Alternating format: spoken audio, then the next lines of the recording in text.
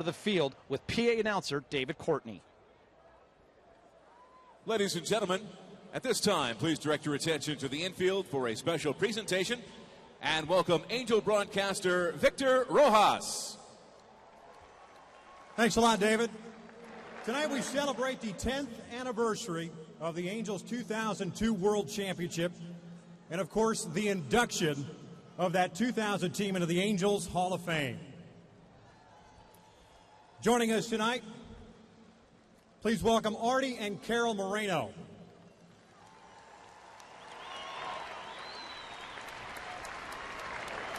Currently, there are 9 members of the Angels Hall of Fame.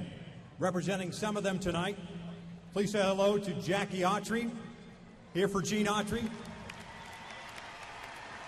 The 9th member of the Angels Hall of Fame, the man responsible for bringing the expansion franchise Halos to the American League and Southern California back in 1961. His legacy will forever be part of Angels baseball. Another member of the Angels Hall of Fame, the late Jimmy Reese, remains with us in spirit. A member of the Angels organization for 23 seasons, a former roommate of Babe Ruth. Jimmy began his career with the Los Angeles Angels of the PCL back in 1917 and remained in professional baseball until his passing at the age of 92 back in 1994. The 4th member of the Angels Hall of Fame was inducted in 1991, 2 weeks after he was enshrined in Cooperstown. That's baseball's Hall of Fame. The 16th player in Major League history to reach that 3,000 hit plateau. His career encompassed 19 Major League seasons, including his time with the Halos between 1979 to 1985. He won 7 American League batting titles, the Most Valuable Player Award in 1977. Please say hello to 18-time All-Star Hall of Famer Rod Carew.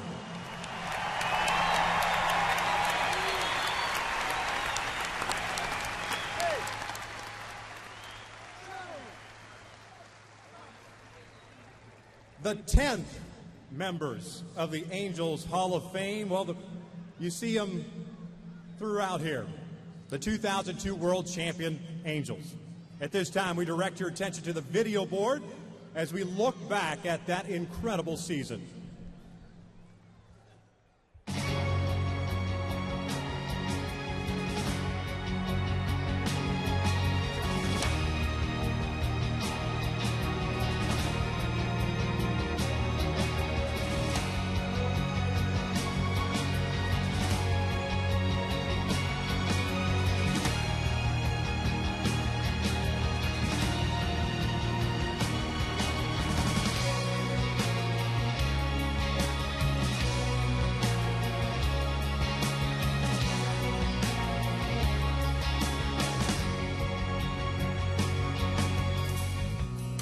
The Angels coming close, but not close enough. The Angels facing some pressure to turn it around here early in the season. And Oakland has taken the first 2 games, and the Angels have tied their slowest start in franchise history, 3-8. And the Anaheim Angels now a disappointing 5-10. The Angels already have their worst start in the history of the franchise. The Angels had 6-14 off to their poorest start in franchise history. Angels salvaged the final game of this series. It's a victory for the Angels. It is out of here. Grand slam, David Eckstein. He's done it again. Unbelievable. Back-to-back ball games. Walk-off sprints.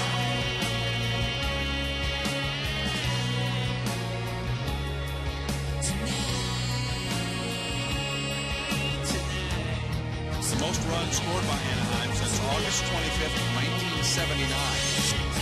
So the Angels are back up to the 500 mark.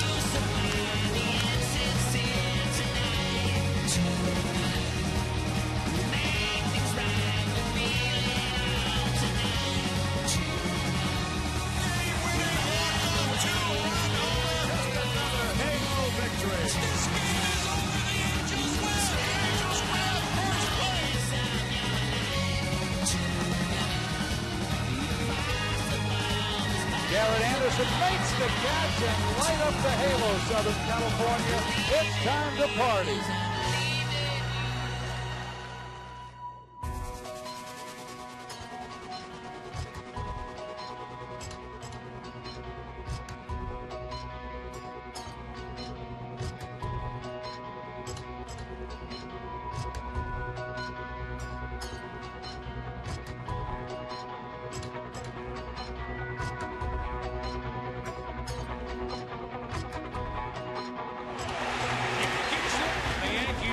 Game 1, 8-5. You see no fear in their eyes. You get the feeling this young, scrappy, aggressive bunch has a shot against New York. Back-to-back, Anderson and Gloss, 6-5 Anaheim. Strike 3 call. 6 in a row in the 7th and 8th innings.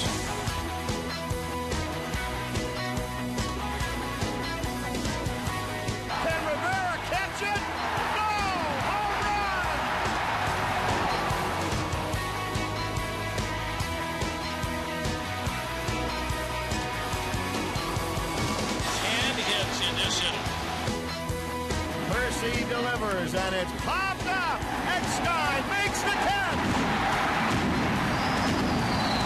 The Anaheim Angels have knocked the American League champion New York Yankees out.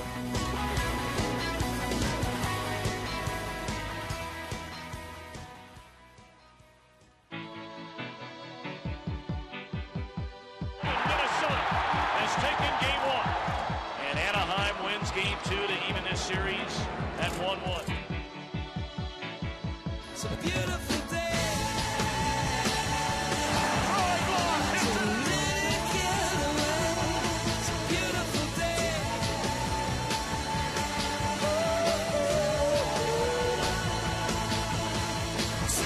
And the Angels trying to win one that will send them to a place they've never been, the World Series. It's a beautiful day. He has homered 3 times. They are 1 strike away from the promised land. And the Anaheim Angels are the 2002 American League champions for the first time in the history of the Angels. They're going to the World Series.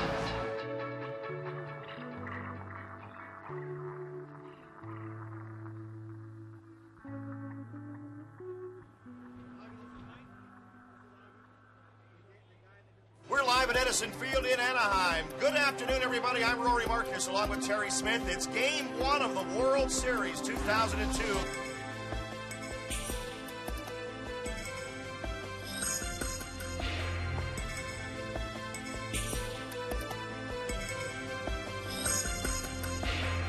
The Giants take Game 1 from the Angels, 4-3. The Angels, as they have been in each of these postseason series, down 1 game to none. That ball is gone.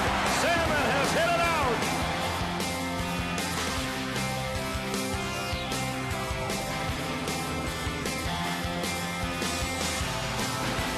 Here's the first pitch. It's belted to left field. The Angels lead it. Salmon hits a 2-run home run. The Angels win the ball game, 11-10. The Angels' first ever World Series win. Just another halo victory. We are live at Pac-Bell Park in San Francisco.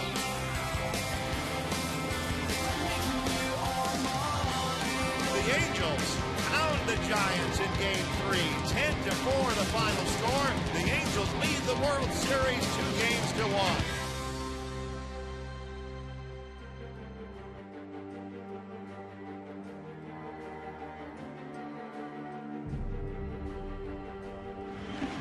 The San Francisco Giants with a 4-3 win here in Game 4.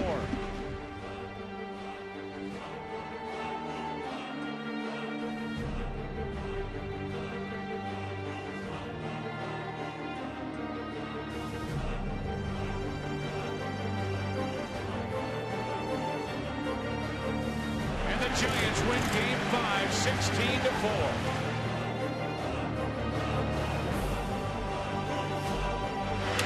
Fine drive, base hit, a 2-out RBI hit by Kent.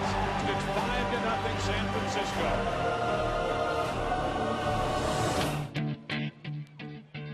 Look, if you had one shot, one opportunity to seize everything you ever wanted in one moment, would you capture it? Just let it slip. Rodriguez sets the 3-2 pitch. It's belted to right field. Back on it goes Sanders at the wall. He can't get it. Home run! And they're back in the ball game. Scott Spezio, a 3-run home run to right field into the corner. And it's the Giants 5, the Angels 3. Here's the pitch by Worrell. Drive hit into right field. That ball is crushed. That ball is gone. And they are within 1 in the bottom of the 8th. Nen delivers, and it's belted. Left field in the gap. It's in there for a double. The Angels take the lead, 6-5.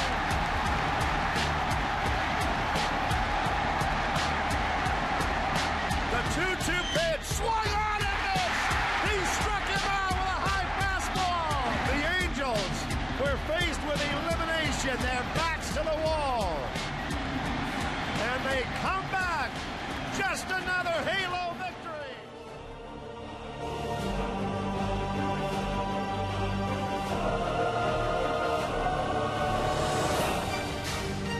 It's 2-2 pitch. Got him. Swung on and missed. Here's the 2-1. A line drive into left center field, and the game is tied.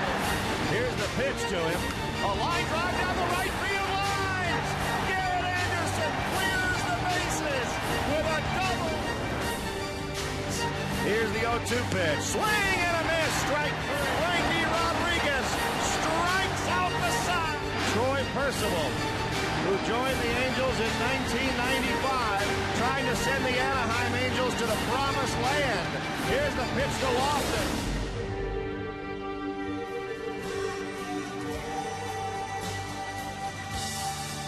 Erstad says he's got it. Erstad makes the catch. The Anaheim Angels are the champions of baseball.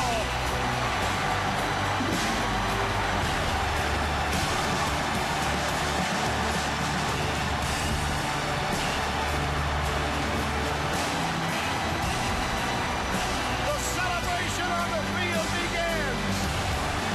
The 42-year wait comes to an end. Just another Halo victory.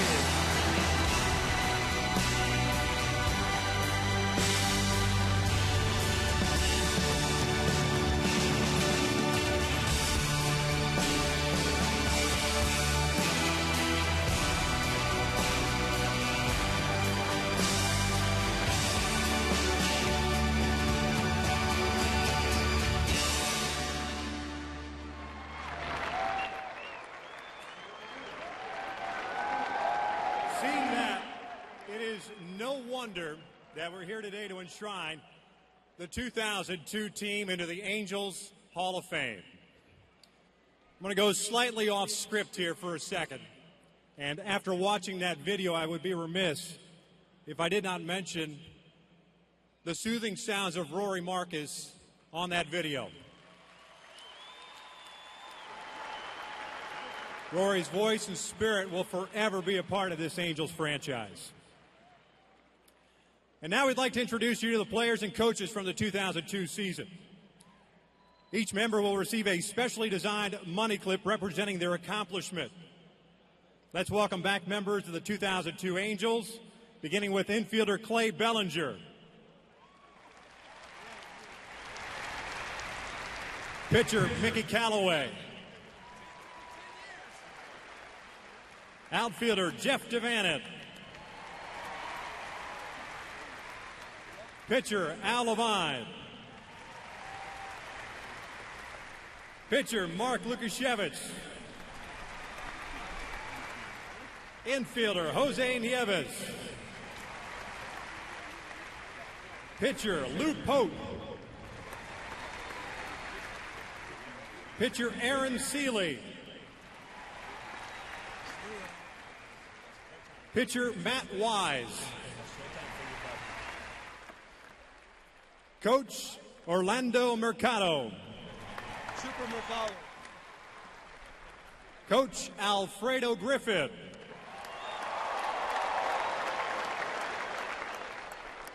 Bench coach of the 2000 team, Joe Madden.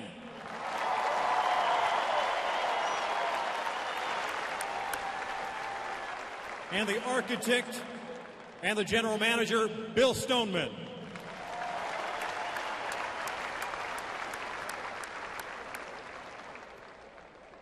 Now your 2002 World Series roster.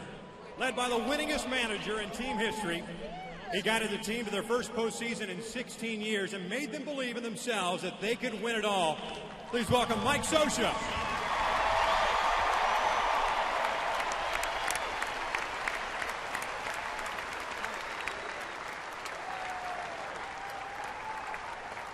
Next, the definition of a utility man was embodied in this individual, and he played all over the diamond during the 2002 season. Say hello to Benji Gill.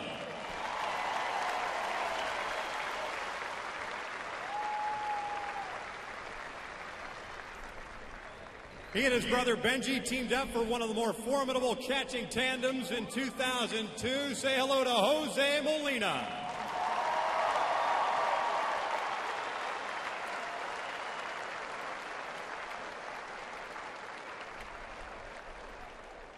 He hit 300 during the regular season and appeared in 6 postseason games in 2002, including 4 World Series contests. Say hello to Orlando Palmero.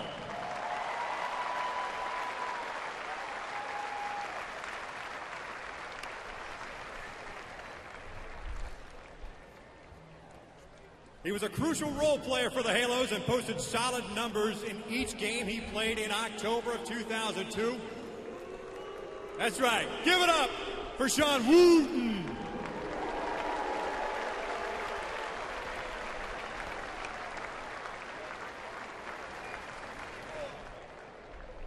The Southpaw provided both starting pitching and relief pitching in 2002, posting 2 scoreless relief outings during the World Series. Give it up for left-hander Scott Schoenweiss.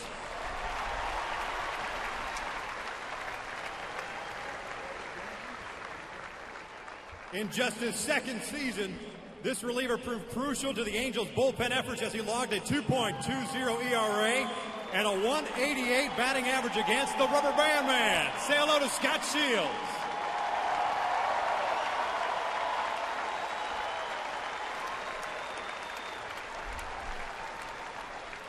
He provided a powerful bat from the left side during the 2002 season and was key in sparking the Angels' remarkable rally in Game 6 of the World Series. Say hello to Brad Fulmer.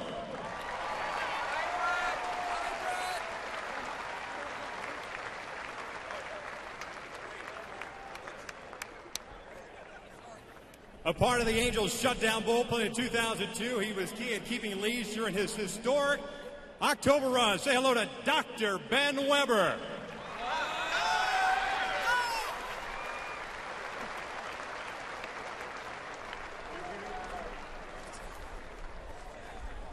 He made an immediate impact during his first year with the Halos and was spectacular in the World Series, allowing just 1 hit in 7 2/3 scoreless innings of baseball. Opponents hit just 152 against them during October. Reliever Brendan Donnelly.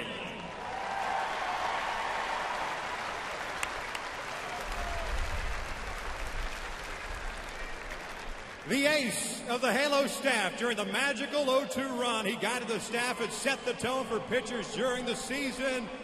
Left-hander Jared Washburn.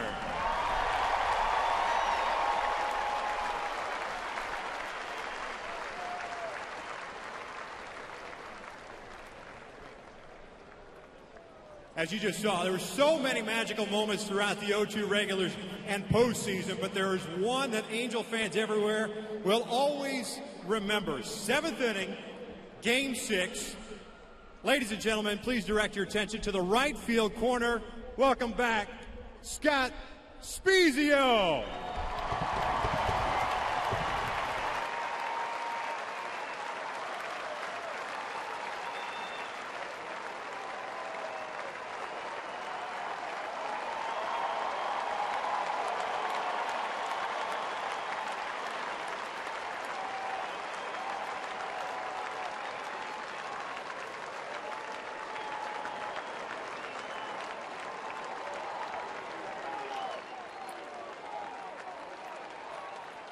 He handled the Angels pitching staff brilliantly throughout the postseason, and he will forever be a member of this 0-2 championship team and a key leader to this team, catcher Benji Molina.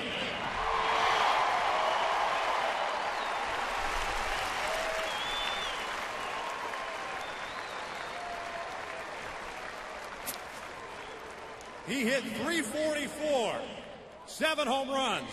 13 runs batted in October.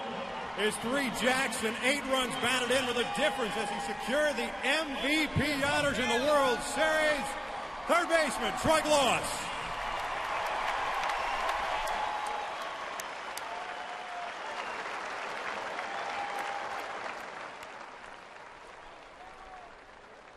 He slammed the door shut during 7 of the Halos' 11 victories in October. Limited opponents to a .216 average in postseason play. The Angels' all-time saves leader, Troy Percival.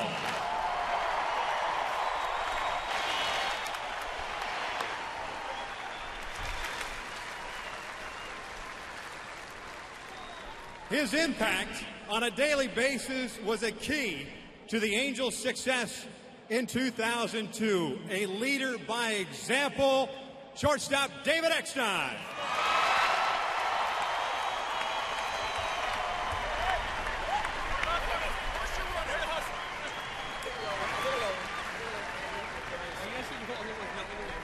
One of the greatest Angels of all time, both on and off the field. His 3-run double in the 3rd inning of Game 7 was the difference in the 4-1 win. He finished postseason play in 2002 with a .300 average, 2 home runs, 13 runs batted in. Say hello to Garrett Anderson.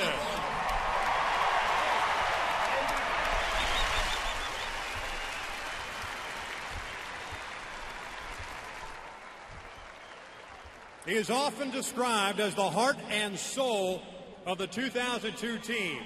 His 8th inning home run in Game 6 pushed the club within 1 run of the Giants has set up the game-winning double by Troy Gloss. It was fitting that the final out was caught by center fielder Darren Erstad.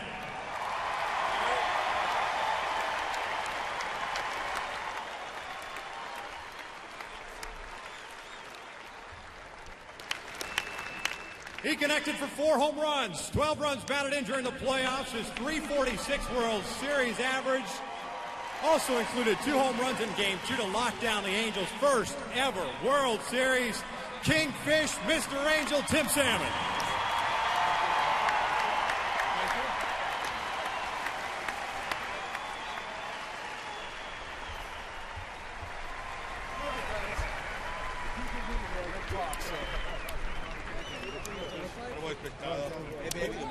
This time we'd like to ask Tim to step to the podium after he's done saying hello to his buddies.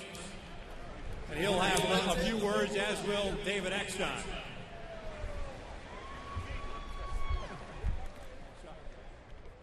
Once again, say hello to Tim Salmon.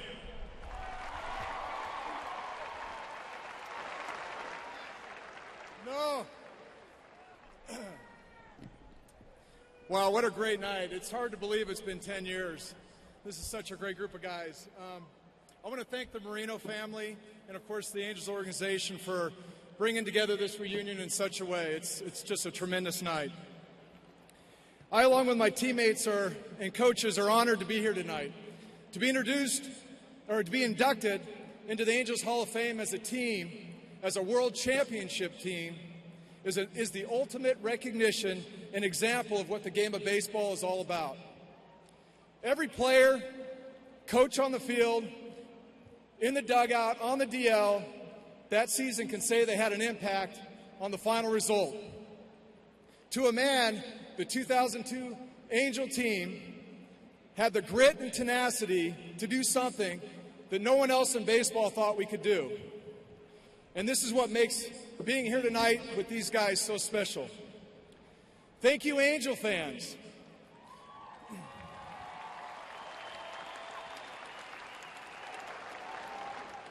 Of course, we couldn't have done it without you. So many times during the season, when we had our backs up against the wall, trying to grind out another late inning comeback, we had you to lift us through it all. Of course, we had a little bit of help that year. We had the rally monkey. But it was you fans that painted this town red. And it was your allegiance to this team that would finally, after 40 years, bring home a world championship. Being recognized as a world champion gives us a lasting identity in the game that otherwise fades pretty quickly in retirement. We are so grateful, and I'm pretty sure I'm talking for all these guys up here, that we had that moment, that time to shine on the world's biggest stage and to leave our mark on this game, but more importantly, in the Angels organization. May the legacy of the 2002 team serve as an example for future Angel teams. That your highest goals as a team can be accomplished when you check your ego in at the door and you come together and play as one.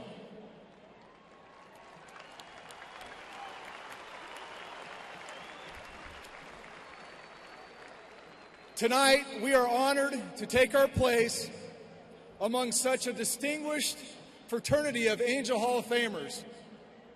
And this honor is something we will cherish for the rest of our lives. Thank you.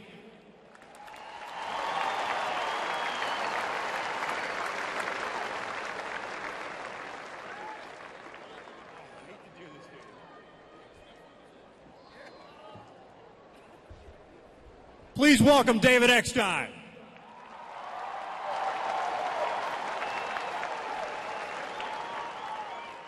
Thank you for pulling out my step stool so everyone can see. It is an honor to be standing here tonight. The 2002 season was truly special and bring back many fond memories. Looking back, I remember we were the underdogs. No one gave us a chance outside of Anaheim, especially after the way we started the season. But also, I remember from the very first day, Mike Scioscia and his staff believed in us. They preached to us that they can put this group of players together and that we were a championship caliber club. But like any club, you go through your challenges each year. Each club has a decision to make. Do you run from the challenges? Or do you just call on the rally monkey and fight? I will never forget our infamous meeting in Seattle, where our great veteran leadership stepped up and decided to fight. In a day and age when all you heard about was Moneyball and these new made-up stats that I couldn't even equate, we decided to put our personal stats aside and only care about one stat that matters, and that is winning. I've been asked many times who was our best player on the club. We had a lot of great players, but the actual answer was the team. From top to bottom, each player knew their role and did their job. However, this effect would not have been complete without you fans. You made this winning equation complete, turning Angel Stadium into a sea of red, blowing the roof off and making those thundersticks so famous. Your continued support, and especially your belief in us, was so critical to our success. So 10 years later, looking back on this great accomplishment, and now being inducted into the Angels Hall of Fame as a team, I personally want to say thank you. I want to say thank you to the ownership and especially Mike Socio and his coaching staff for leading us so we could reach our full potential as a team. Second, I want to thank all my teammates for their dedication, hard work, and commitment to excellence. And finally, I want to thank you fans for your unwavering and continued support. This was a total group effort, and because of all that, we can now say forever, we are champions.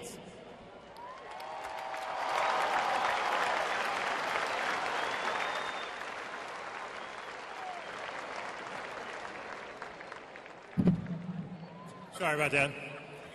Thanks, David. Now, ladies and gentlemen, we proudly ask the architect of the 2002 team, Angels General Manager, Bill Stoneman, to toss out our honorary first pitch, and the skipper of that team, Mike Socia, to catch that ceremonial first pitch.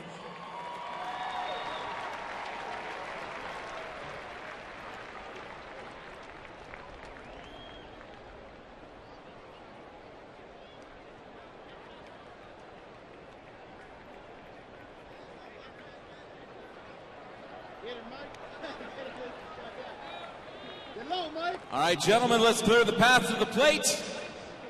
And Mr. Stoneman, let's play ball.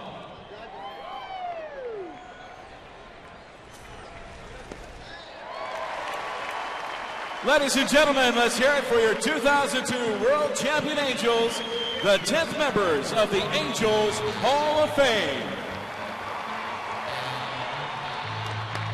What a great moment, great ceremony. Well done, Victor Rojas as the MC. Of course, Tim Salmon and David Eckstein delivering like they did back in 2002.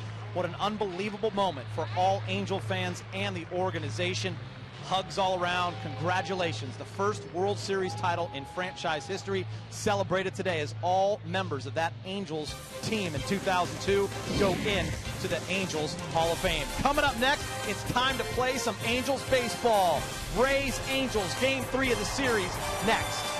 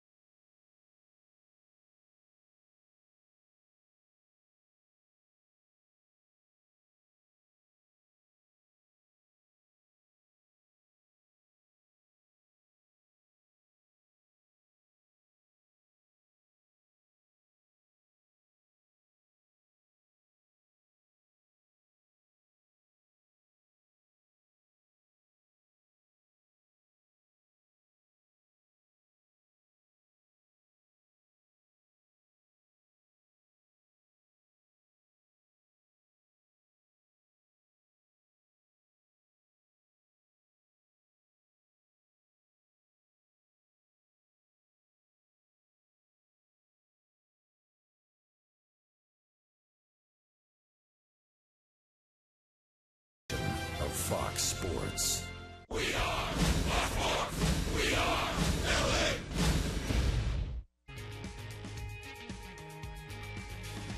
LA. On a night when the Angels celebrate the 10th anniversary of the 2002 World Championship, in a season where expectations to win another title are high, the Halos face some tough questions. When will the vaunted pitching staff reemerge as one of the best in the game? Can the bullpen rebound with a healthy Scott Downs and Jordan Walden?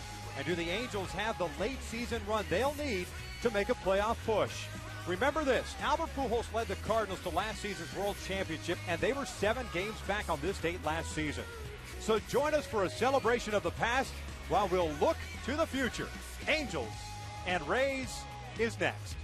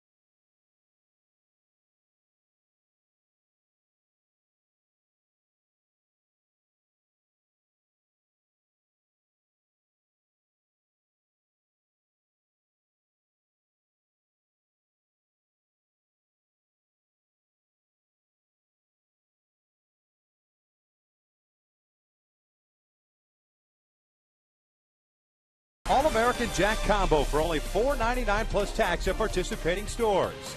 By Hyundai's Summer Drive sales event now through September 3rd. And by 76 Gas, we're on the driver's side. Oh, beautiful shot from high above here at the Big A. Game number 3 of this 4-game set between your Halos and the Tampa Bay Rays. The induction ceremony is complete, and the Angels not wasting any time as they have taken the field. So we will take a look at Joe Madden's starting 9 for the Tampa Bay Rays. With their victory last night, Joe's team now at 65 and 54 on the season. They will have Desmond Jennings leading things off, playing left field. B.J. Upton is at center. Ben Zobrist is the shortstop. Evan Longoria, the DH and cleanup hitter. Jeff Keppinger back at first. Sean Rodriguez at third base. Ryan Roberts at second. As Jose Lobaton is doing the catching, he's a switch hitter. And Sam Fuld gets his first start against the Angels in this series. He is out in right field. Taking on C.J. Wilson, who is still looking for that 10th win of the season. His last win was back on June the 23rd. But he's thrown exceptionally well in his career versus the Rays. 4-2 with an ERA 2.35. Look for him to command the fastball and utilize his secondary pitches off that fastball command. Try to get some quick outs. Two-seam fastball down away, especially against a number of these right-handed batters. We've seen them being extremely aggressive in the first couple games of this series, jumping on that first pitch. Check out the defense behind Wilson tonight. Mark Trumbull will be in left field. Mike Trout in center. Torrey Hunter in right. The infield consists of Alberto Callasco, Eric Ivor, Howie Kendrick, and Albert Pujols around from third to first. Chris Iannetta doing the catching. Ivor at short has committed 11 errors, but has been outstanding. His athleticism and strong arm allow a pitcher like CJ to be very comfortable working down in the strike zone. Only 3 errors in his last 47 games. Gold Glove winner last year has turned 67 double plays from that shortstop position. That's at CJ's last win, the 23rd of June. It's actually the 26th of June. That was against the Baltimore Orioles at Camden Yards, in which he went 7 innings and gave up a run. He has not thrown the ball badly the last couple of times out. The walks 2 starts ago kind of crept up on him. 5 walks against the Oakland Athletics at the Coliseum. And against Seattle here on the 13th, went 6 2/3, gave up 3 runs, 2 earned on 6 hits. Desmond Jennings steps to the plate to lead things off. The first one is lifted foul and out of play. And we are underway. By the way, partner, great job being the master of ceremonies down there on the field. Thanks, outstanding. Buddy. Well, I tell you what, it's great to see all of those guys back, and just a smile on their faces down in the dugout before they got out on the field. A lot of storytelling going on, and has been all week long as CJ catches the corner toe at 2. Boy, I love the look of the players looking back at the video of that performance they had by winning that World Championship in 2002. You can almost see some moisture in the eyes. They were so teared up, and such a great experience for all those guys to be part of that team. Up and in. And it's 1 ball, 2 strikes. You see behind the mound the logo there, the World Champs 2002, instead of the traditional A behind CJ. 1-2 pitch was tapped foul. There's that cut fastball. That count remains of the ball at 2 strikes. So far we've seen a 2-seam fastball early in the count, away by CJ, and a cut fastball in, which is a good sign. He's using both sides of the plate, not allowing a hitter this to track certain areas of the plate against him.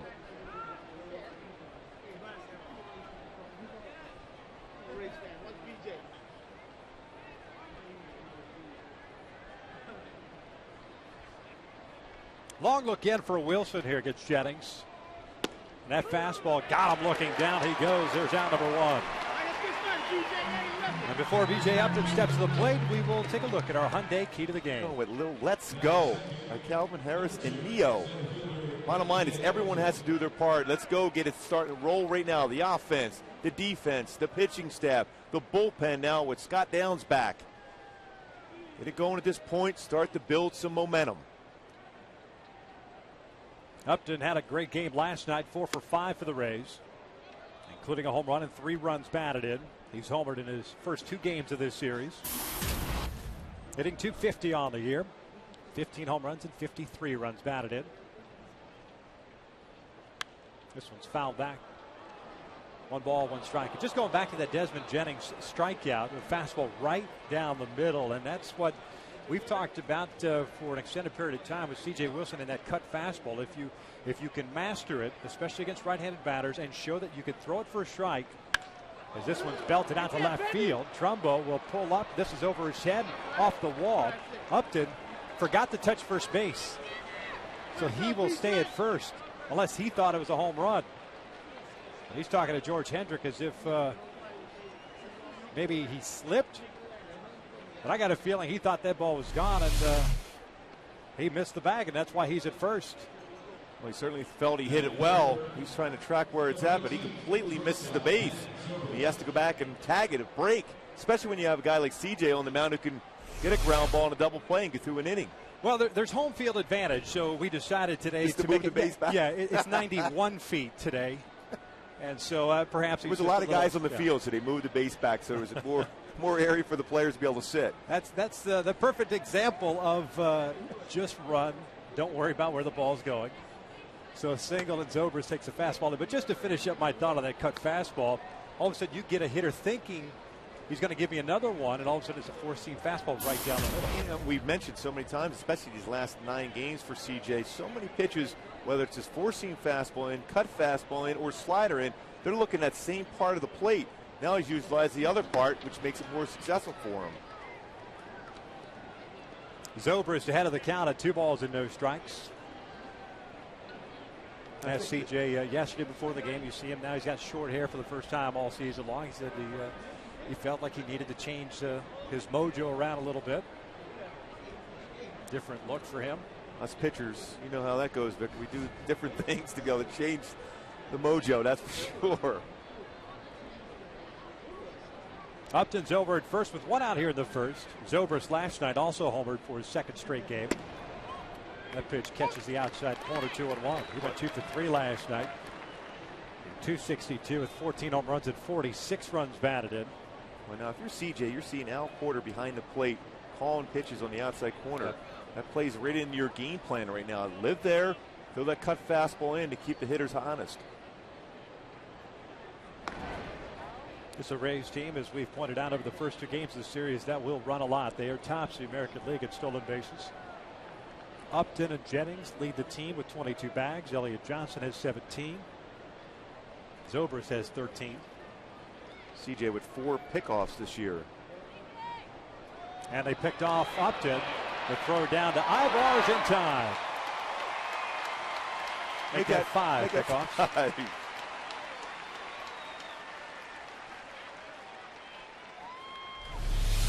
A nice job of just being able to be relaxed and to make the throw over. Perfect throw. And Albert, that's a tremendous job as a right-handed throwing first baseman to get out on that grass in the infield, to be able to have a clearer path to throw the ball to Ibar to get the tag.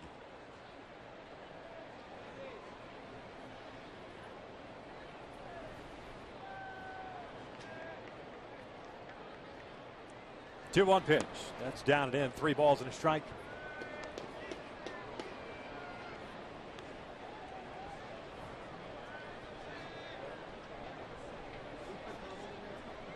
Mentioned Zobrist has homered in the first 2 games of the series. Most of his home runs have come from the left side of the plate. As he looks at the strike, full count. 11 of his 14 from the left side, 3 from the right side, but a higher batting average from this side at 278 compared to 255. Full count with 2 outs here at the top of the first. Little dribbler out in front of the plate. Iannetta picks it up, fires the first against Zobrist, and the inning comes to an end. As we head to the bottom of the first, it'll be Trout, Hunter, and Pujols to face Alex Cobb with no score.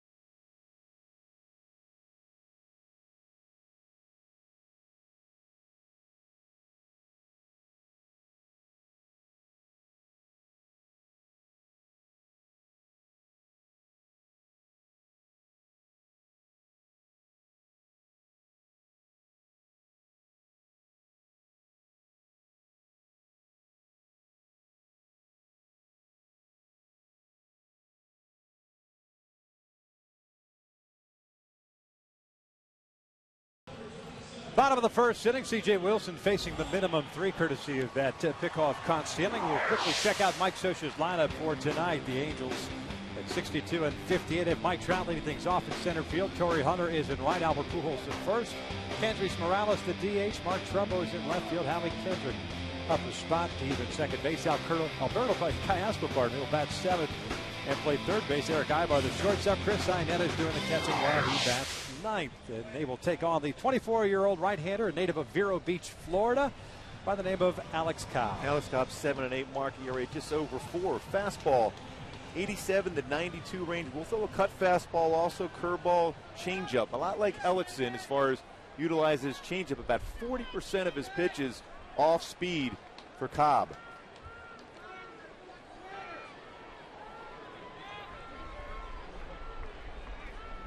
90 in the third innings for Cobb. 88 hits allowed, 67 strikeouts, and 26 walks this year. He did face the Angels right here at the Big A on July 27th, and he took the loss in that one. But he went 7 innings, gave up 3 runs on 8 hits. And the first one is up and in. 1 ball, no strikes. Trout last night 1 for 4.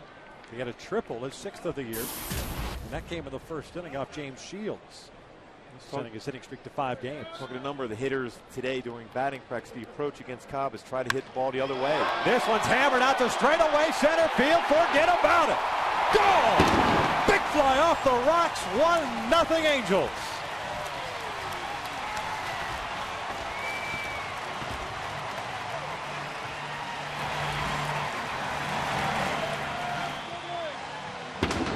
Boy, this is a tremendous shot for Mike Trout, number 23 for his home runs, 67 RBI. Just like last night's game where he tripled off the top of the wall in center. This time he gets it up in the rock piles. Fastball trying to go away. They're looking away against him. Gets one and runs just enough over the middle of the plate and hits it off the rocks. There's Torrey Hunter. The fastball misses down and away. Well, the interesting thing about that, that's only the 5th home run Cobb has allowed this year. Very difficult to hit out of the ballpark. 1-0 pitch. That's down low. 2 balls and no strikes. And very close to where Trout hit that triple last night off the top of the wall. Got Dino Ebel's hand pretty good going around third base. We got to get our Dino cam working again. Yeah, he's about 3 or 4 steps behind Mark Trumbo. Oh, wait a second. Yes, maybe not. Maybe he's just a step or 2 behind Trumbo. Torrey grounds one past Zobrist, the shortstop. Back-to-back hits for the Angels. Jennings over to cut it off. Torrey will stop at first with a single. Let's go back and check out Dino Cam with Trout. Oh, he got him good. Little wrist action, too. He got him good. Yeah. There it is. Yes, indeed. Good call. 44 and 27. Yes. TNT. Jim Hickey, the pitching coach, after 2 batters, out to pay a visit now.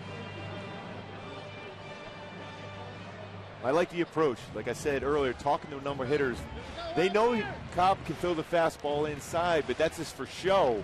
They're looking away, whether it's a changeup, breaking pitch, or even his 2-seam fastball. He tries to start off the plate and bring it back and catch the corner.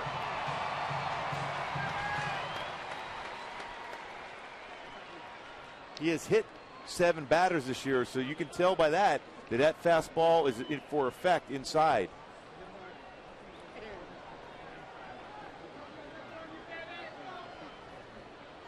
There's Albert.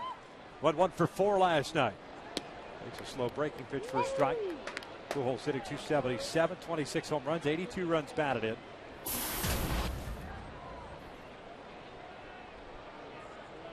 .32 doubles on the year for Albert. Nobody out here in the bottom of the first. Trout with a leadoff home run. Hunter with a base hit.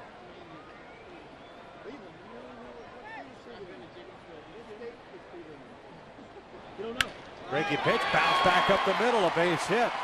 Torrey will round second and stay right there as Upton's throw comes back to second base. Torrey doing the old head fake. Why not? It's worth it every once in a while to get an outfielder to look up. Baseball might take a hop and get by him.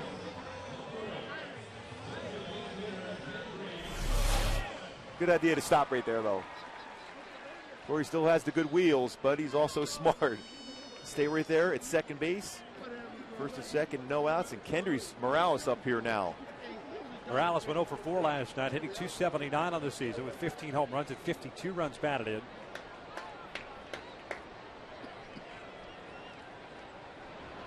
The first one's down low. Morales last night in the 0 for 4 saw a lot of off-speed pitches from James Shields, twice striking out swinging on those changeups. The other 2 times up slow ground balls. There's Shields, who ended up picking up his 11th win of the year. 2 on and nobody out. He looks at a fastball there, and it's 1-1. Both those pitches see the ball exceptionally well. David Price, James Shields. Both used a cut fastball. Both used their changeups well. Commanded the zone exceptionally well as far as first pitch strikes. Price went 7 innings 2 nights ago and picking up his 16th win. Weaver took the loss last night. And Heron the night before. 2 balls and 1 strike. Nobody out. Torrey Hunter standing at second. Albert Pujols at first. See why this club is playing so well. The last 27 games in the area, well under 2. A lot of strikes and have great all-speed pitches. Breaking pitch pulled into right field, a base hit. Hunter's going to be waved in. Pujols is going to third. The throw is off target, and it's a 2-0 Angels lead.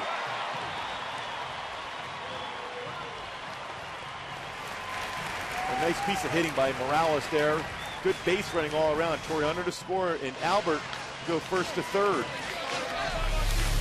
As that ground ball gets by Keppinger at first, hangs a curveball over the zone, and by him, Sanford playing right field, a left-handed thrower. Usually see him in left field. Take that advantage. Albert at third base. Now you could force the issue with Fold in right field. Joyce, a different story. A very good throwing arm. That base hit by Kendrys Morales, snapping an 0 for 15 for the Angels with men in scoring position. First and third, Trumbo fouls off the first pitch, and it's 0-1.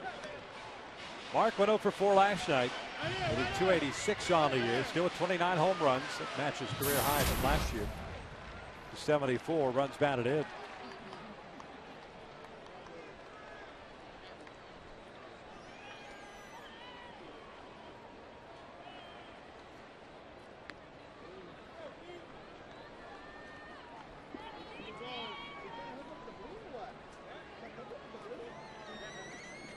Cobb, 12 pitches so far. 7 strikes, 5 balls, 4 straight hits. Home run and 3 singles.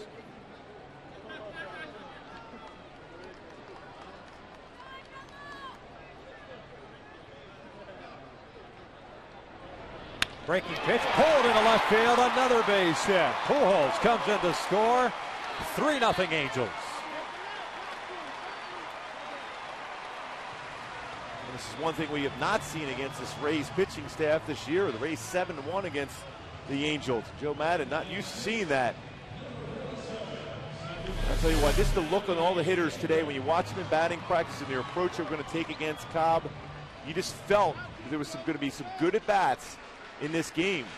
Fortunately enough, they've all been started right away to give C.J. Wilson a good lead here in the first inning. There's Howie Kendrick. Nobody out. Runners at first and second.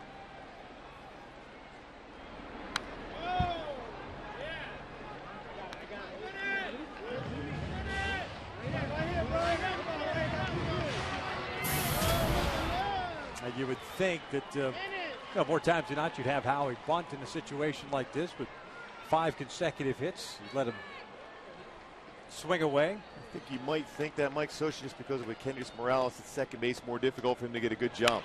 This one's pulled over to third. Over to second. 2 outs. Howie Kendrick has just rolled into his 20th double play of the season. 2 outs and a man at third now.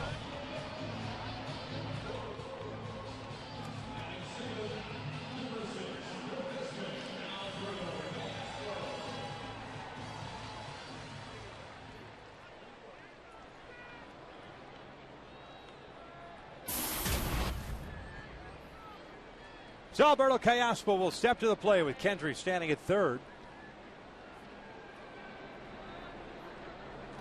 Alberto 1 for 3 last night, hitting .248 on the season. The pitch is up and in.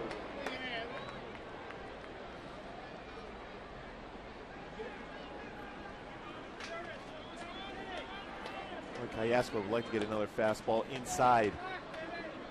Cobb didn't really throw that 2-seamer away and changeup, but Callaspo was quick on that fastball in.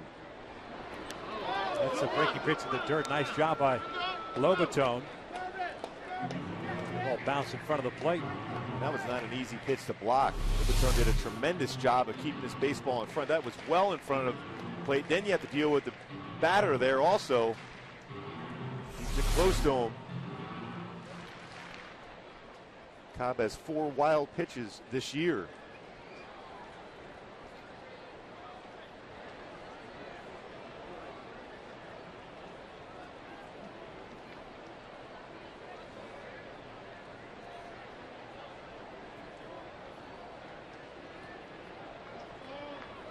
Two balls and no strikes. Off speed pitch. He is in there. Good straight changeup. See that tailing action too from that changeup. 2-1. Yeah, he definitely will throw that a lot in fastball counts. He's not afraid to throw the changeup back-to-back pitches either.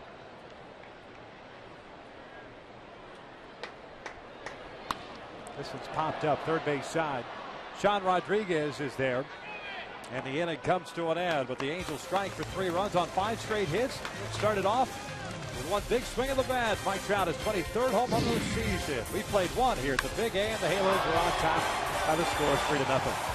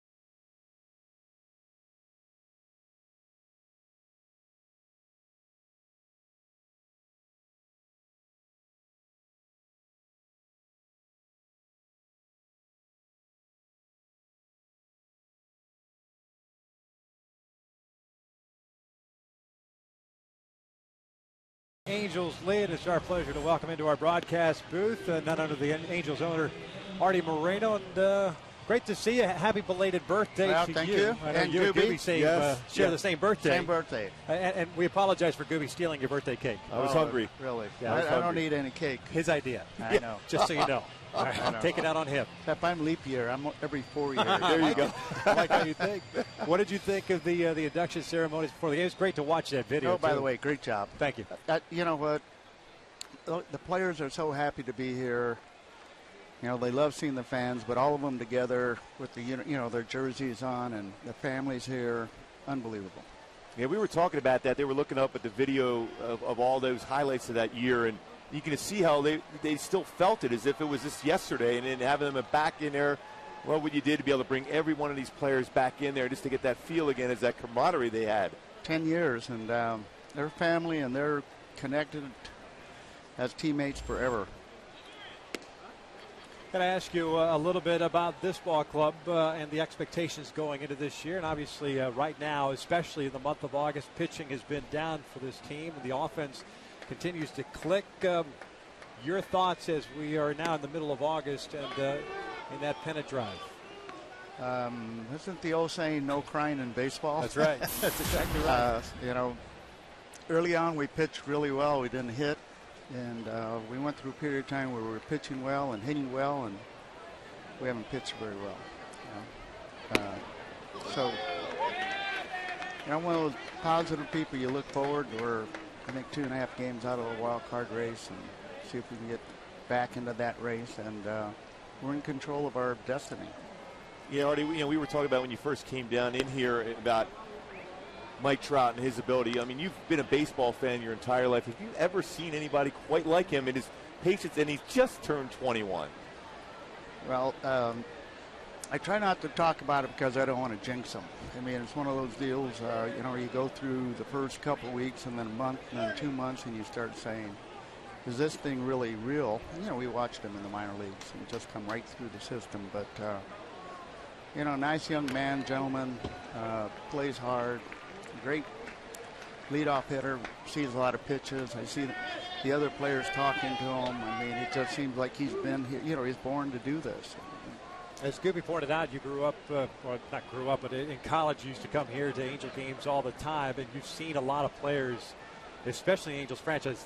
Is he the most outstanding player that you've seen, especially live and in person, and do it at such a high level for an extended period of time?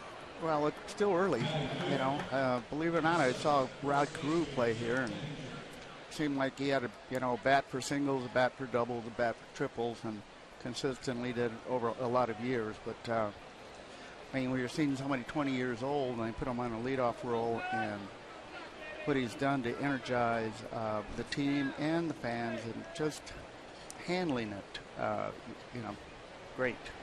And obviously you see what Albert Pujols has done. He started off slow, and everyone's asking what's going on with Albert, but the reality is he told us right to our face, don't worry about it, the numbers will be there. What he's all about is helping his team 1 through 9 in that lineup to be able to win ball games, and he certainly has done that with the help of other guys in the lineup, but his numbers speak for himself once again. Well, the chemistry of trying to put the pieces together and then get prepared here for the last 6 weeks, I guess would be. It's going to be a really important thing to see how they fit together and how they go forward here, and see if we can get into a one-game playoff or whatever, which would be fun. Texas won again today, and they're tough. They're winning those games at the end, and so for us, we just need to take care of our own business and try, game by game to move forward.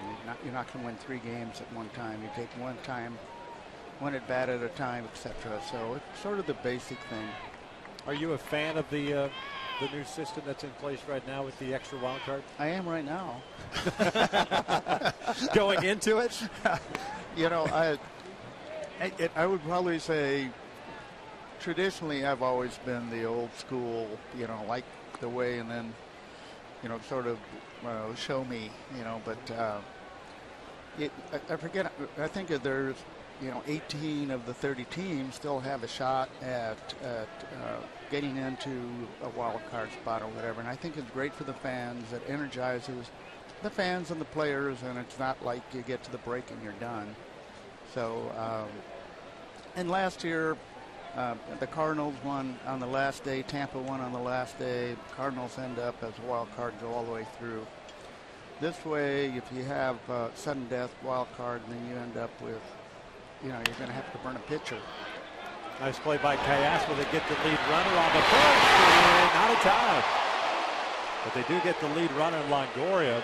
So wide out, and Keppinger reaches on the fielder's choice. So we've seen when we've had those play-in games, in which we saw the Tigers and the Minnesota Twins have one of them, as we replay the play by Cayasco. I mean, the excitement that brings for every baseball fan, I think it's going to be a lot of fun, that one-game playoff. I'll tell you what, look at the end of the day, you always want to be in a situation where you have a chance to play the extra game. I don't care who you are.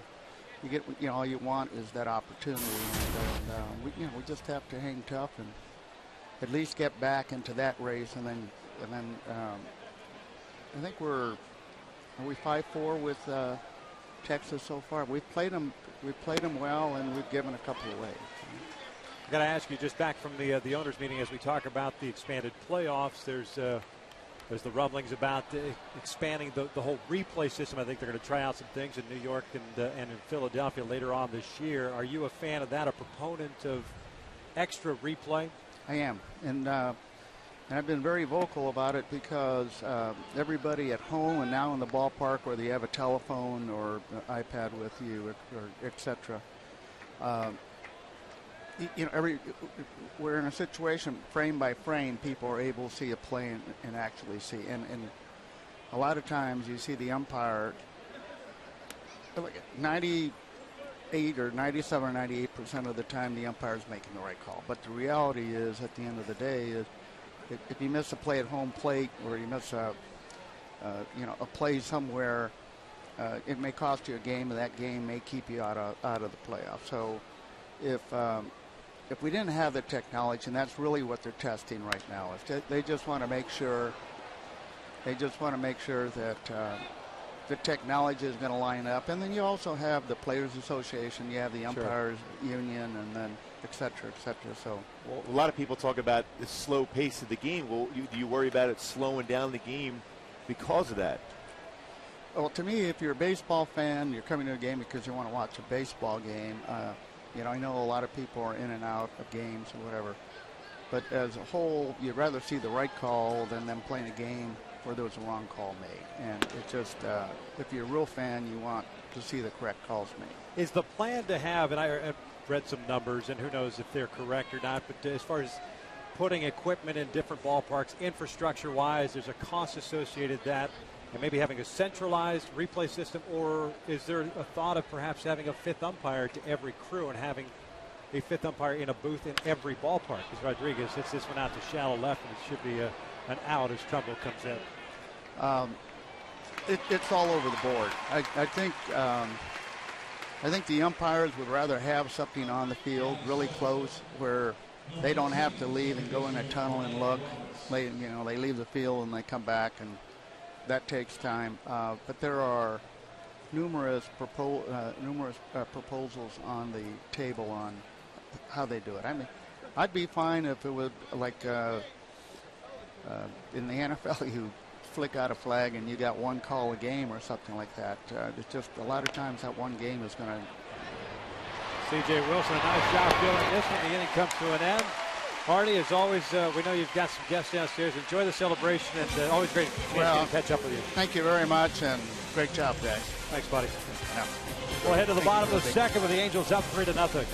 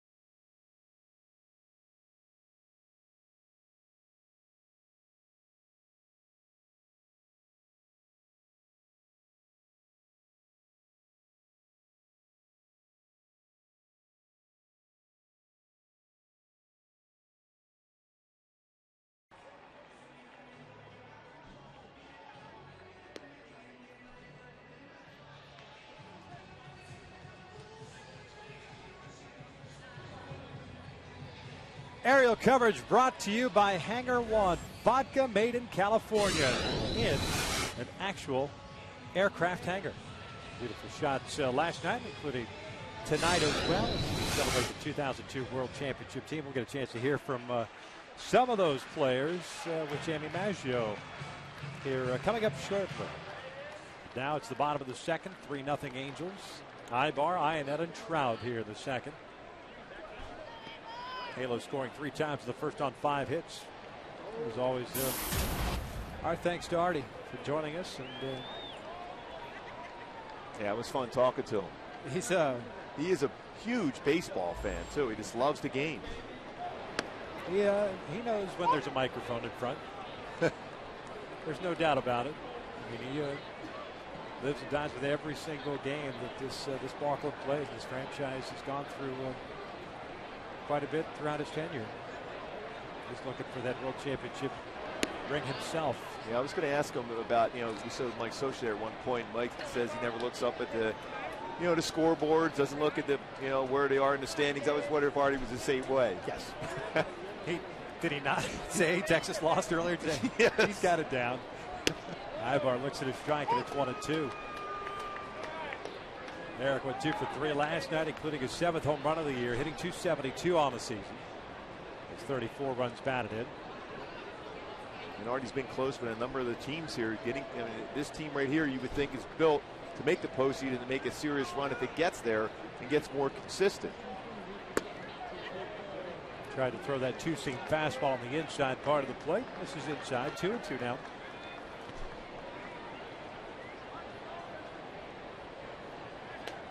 Cobb's last start was a victory at Safeco Field against Seattle. As a matter of fact, he's won his last 3 starts.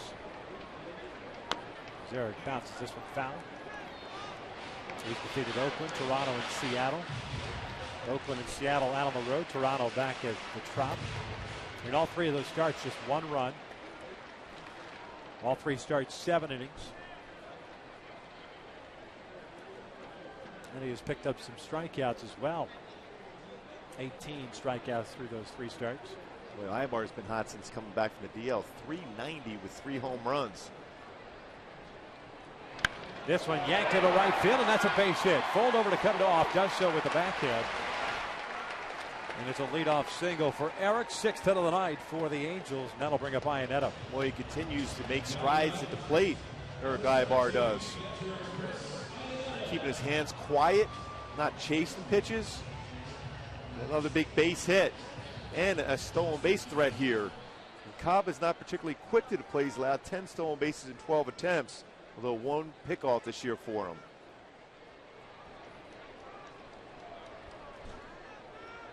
Do it again, Mike. Do it again.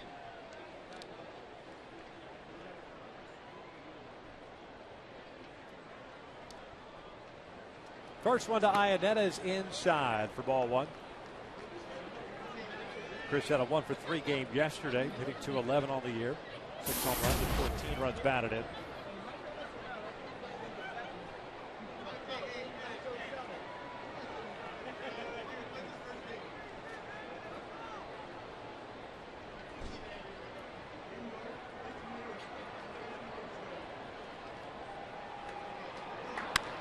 This one's popped up. Roberts, a second baseman, calls off Keppinger, 1 out.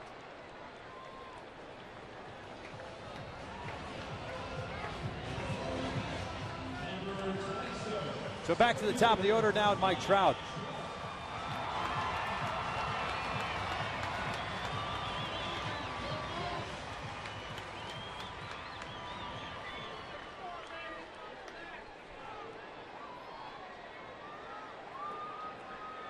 Trout with a leadoff home run at the bottom of the first, 23rd home run of the year, 67th run batted in.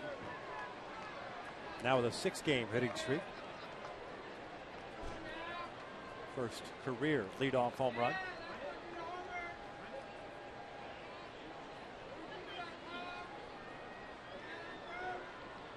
Ibar takes off. The breaking pitch is high. No, it's actually in for a strike, and Eric picks up a stolen base. Just like we thought the Angels may do, be aggressive against Cobb. A stolen base for Ibar is 10th in 12 attempts. Picked a good pitch to go on, a breaking pitch. Easily gets in the scoring position now for Mike Trout.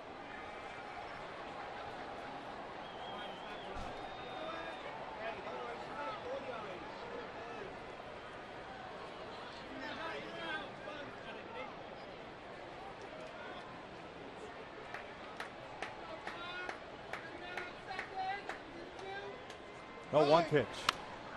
Jammed him with a fastball. The 2 balls are 2 strikes. Exact pitch he got Iannetta to pop up to Roberts. Ran a fastball in.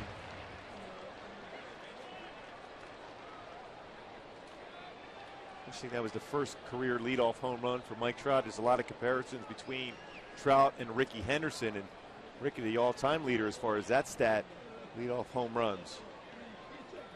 Ibar at second with 1 out here in the second. In the dirt. 1 ball, 2 strikes.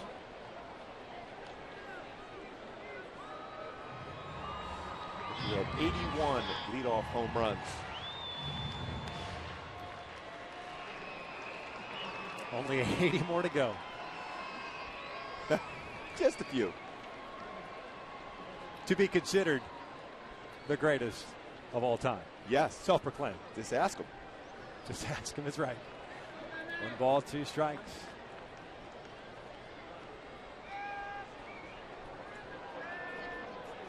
That's pretty close to being a balk move right there by Cobb. A little hesitation as his foot came down. Yeah, I mean, when you make the spin around, it's definitely, you don't have to throw the ball to second, but it looked like his foot was coming down straight forward before he made the spin back towards second.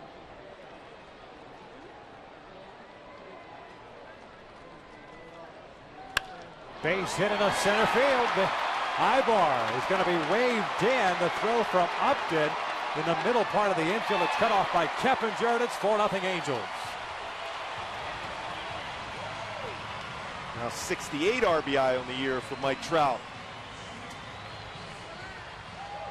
And there's no hesitation from Dino, and he told me before the series starts, B.J. Upton, a strong arm in that center field position, but if he has to go laterally to go get the baseball, he will challenge him, and that throw, because he had to go that way, is up the third base line, allowing Ibar to score. Well, Torrey Hunter will step up with 1 out and a man at first, and we will go down to Jamie Maggio, who's with David Eckstein. Jamie?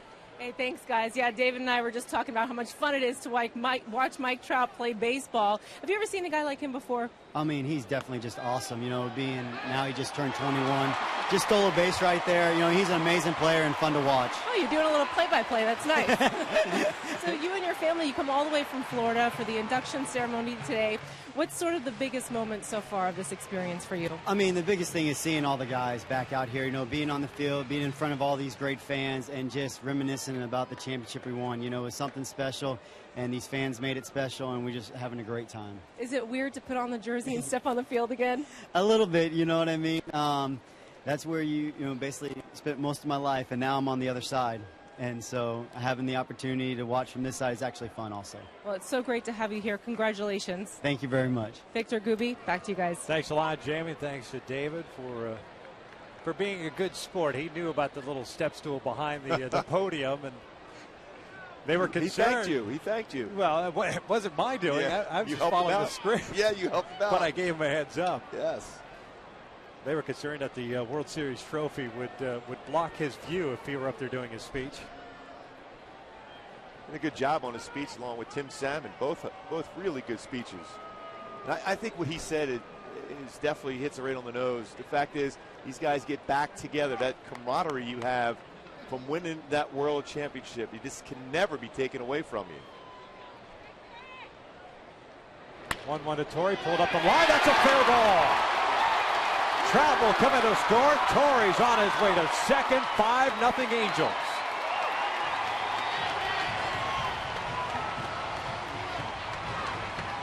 Well, Torrey had a 3-hit game last night. Now already 2 hits in this one, an RBI. Runs scored. Nice job at his turning on that pitch on the inner half and just by Rodriguez. We saw that last night, the play he made to be able to prevent a big inning in the first inning on that line drive at him by Torrey Hunter. Got slipped going around the base. Everything's okay for him. Scored another run. They give him 2 runs scored in this game so far. So Jim Hickey out to pay a visit. Second visit already in this ball game. Hickey came out after 2 batters in the first. 1 out here in the second. 5-0 Angels. Here's Albert Pujols, who had a single his first time up. With this 2-run score for Trout, giving him 95 on the season. Again, didn't get up here until April 28th.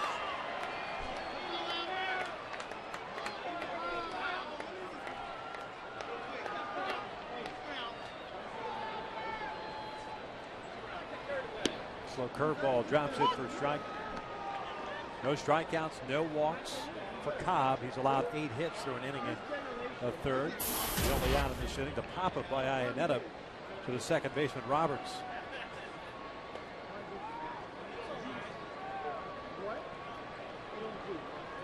Hammer to left, forget about it. Long gone, a big fly for Albert Pujols. 7-0 Angels.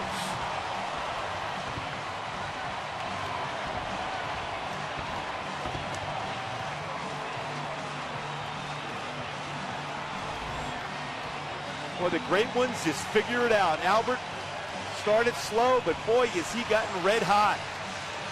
27 home runs now, 84 RBI. It's a mammoth home run, off-speed pitch. So that's all his power. No doubt about that one. The balance through the baseball on a changeup. Second home run hit tonight by the Angels against Cobb, who came in only allowing 4 the entire year. Kendricks looks at a fastball away.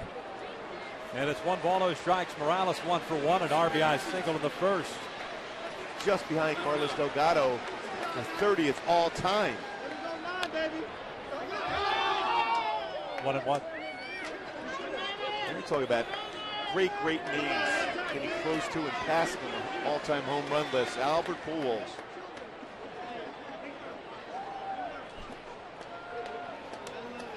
'27th of the year.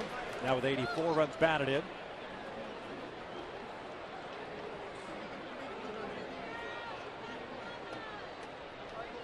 Here's the 1-1. Just missed in.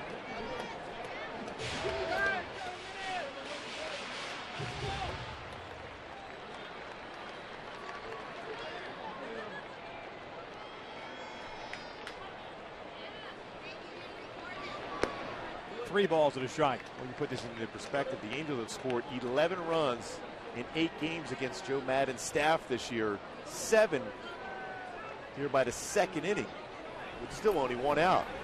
9 hits allowed by Cobb. And a 3-1 pitch to Morales. This is a base at the left. With the overshift on, Kendricks goes the opposite way.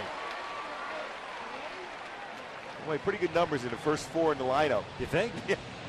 8 for 8. And some outstanding approaches. Let his hands stay back on that pitch away.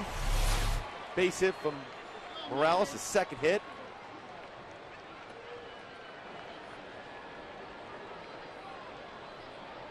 That's a great view right there.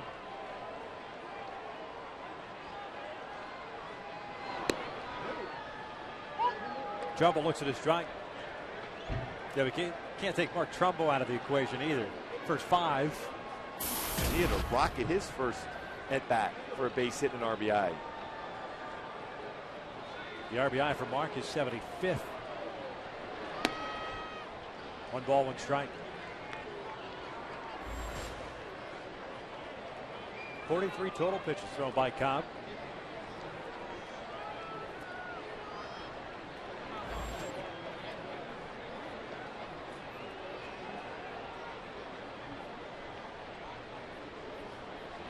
Breaking pitch, just tops this one.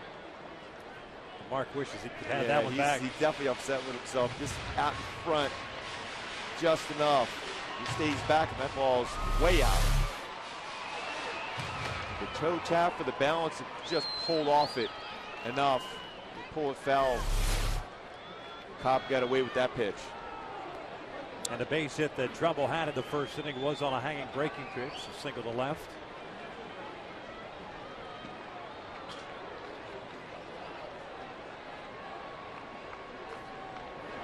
And he got him with a fastball. 2 outs, first strikeout for Cobb. So Morales standing at first base, 2 outs here in the second. Howie Kendrick will come up. Howie grounded into a double play in the first. He's 0 for 1.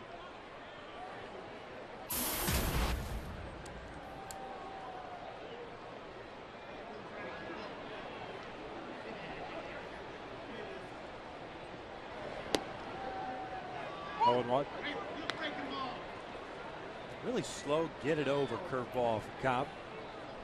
At least that's all we've seen so far. Track that and still make a pass at it, because even if you're fooled initially, if you keep your hands back, you can hit that well. Fastball bounced over to second. Roberts will flip it on to Zobrist. They force out Morales, and the inning comes to an end. But not before the Angels tack on 4 more runs. Albert Pujols with a 2-run home run, his 27th of the year. We're through 2 and it's 7-0 Angels.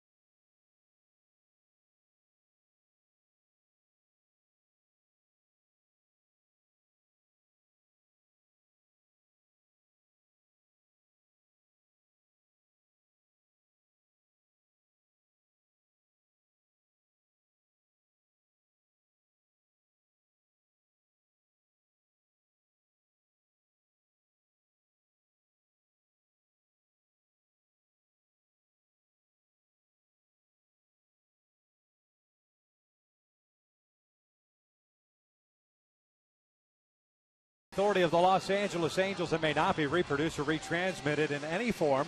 And the accounts and descriptions of this game may not be disseminated without the express written consent of Angels Baseball LP. 7-0 Angels, top of the third. Let's go down to Jamie Maggia, who's with Tim Salmon. Hey, guys, thank you. Tim, you're out at the ballpark all the time with our Fox Sports West crew, but what's it like being out here with your old teammates today? It was awesome. I mean, it really is something that I knew it was coming, and not until you see their faces and you start reliving the stories and rekindling the friendships, it's just an amazing time. And it's sad to think that it's only going to last tonight, and it just hopefully encourages us to stay in touch more over the years. Can you believe it's been 10 years? No, I cannot believe. I mean, I've always said it when I watch the videos and it's all grainy. It makes me realize it's been 10 years. But in your mind's eye, it just seems like it was yesterday. And then when we all get out here in uniforms and we're on the top step, and you're like, hey, let's go play baseball. I mean, it seems like we could do it, and it was just like yesterday. Maybe they should do that the next time. Reunion trip, do a little softball game. Yeah, have a little old timers game or something like that. I think the Angels need an old timers game. But yeah, it was great. It was great to, like I said, just to be with all the guys again and see some guys that I haven't had contact with in a long time. I know we were talking earlier in the week about you preparing your speech. You said you might be overcome with emotion, but Tim Salmon doesn't cry, ladies and gentlemen. He said he would just be overcome with excitement. I'm sure there was lots of that going on the field. There was, and I had to write my speech out because even though I knew it pretty well, I was concerned that the emotions might get the best of me, and there might be something on the field that distracted me. So but overall, it went pretty well, and it was just great to address the crowd. Well, enjoy the day, Tim. Thank you. And we'll see you back at work soon. Yeah, tomorrow. Back to you guys. Thanks a lot, Jamie. Yeah, Tim Salmon doesn't cry. The tears just jump from his eyes. Well, out here to start the third, Lobato with a fly ball to deep left field, and Sam Full will step up. Jump, right? They just jump. There's no crying involved. No. They just know on cue when to go. Full getting to start in right field tonight. Pinch hit last night, got a triple. First of the year. Playing now in his 18th game. Imagine just the stories being told down there with the guys. It's amazing, especially when Tim said that he hadn't seen some of the guys there for quite some time. Well, the stories being told now are, it's the third inning. So they might change as the game progresses. progresses. Yeah. Let's go back down to Jamie in the 8th and 9th innings. No, let's not do See that. how the stories go. Let's keep that if we can. 1 ball, 2 strikes, and we will not be going back down to Jamie later on in the game. At that point, everyone's hit 700-foot home runs, and they're throwing 105 miles an hour still. That'll be on the bonus coverage DVD. Yes. 2 balls and 2 strikes on Sam Full.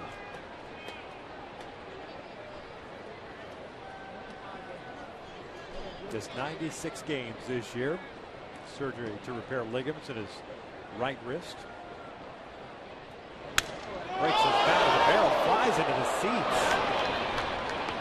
Kendrick throws him out. Fortunately, that barrel ends up hitting an empty seat and ricocheting into the hands of a fan.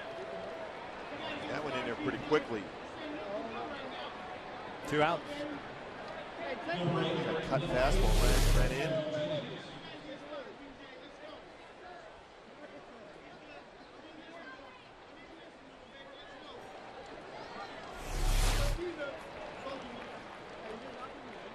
Everyone seems to be okay in the stands. First pitch swinging is Desmond Jennings, and Cayasco will throw him out. A 1-2-3 inning for C.J. Wilson. We'll head to the bottom of the third. The Halos up 7-0.